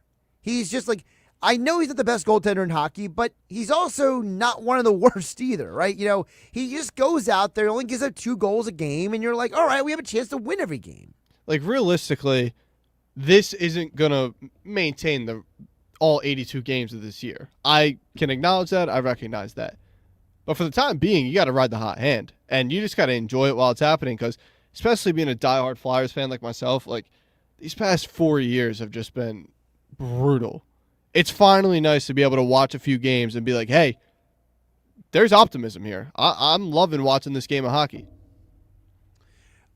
See, and that's the thing. Like, I'm going to speak to, because I am a hockey guy as well, but like, I think there's a lot of non-diehard hockey people who are watching again. I think there's a lot of people who are tuning in to see this is a young team. This is a fun team.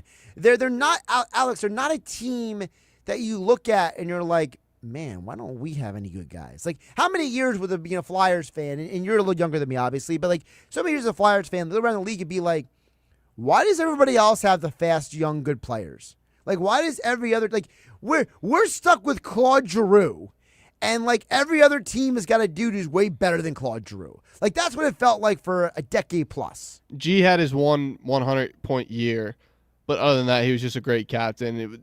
He was honestly going to go down as one of those most underrated players. He was a really good player on a bunch of mediocre to bad teams. Yeah, he was a great leader, but let's see, he's like Mike Gartner back in the day for the Maple Leafs, okay? Hall of Fame caliber player who was on some mediocre and bad teams.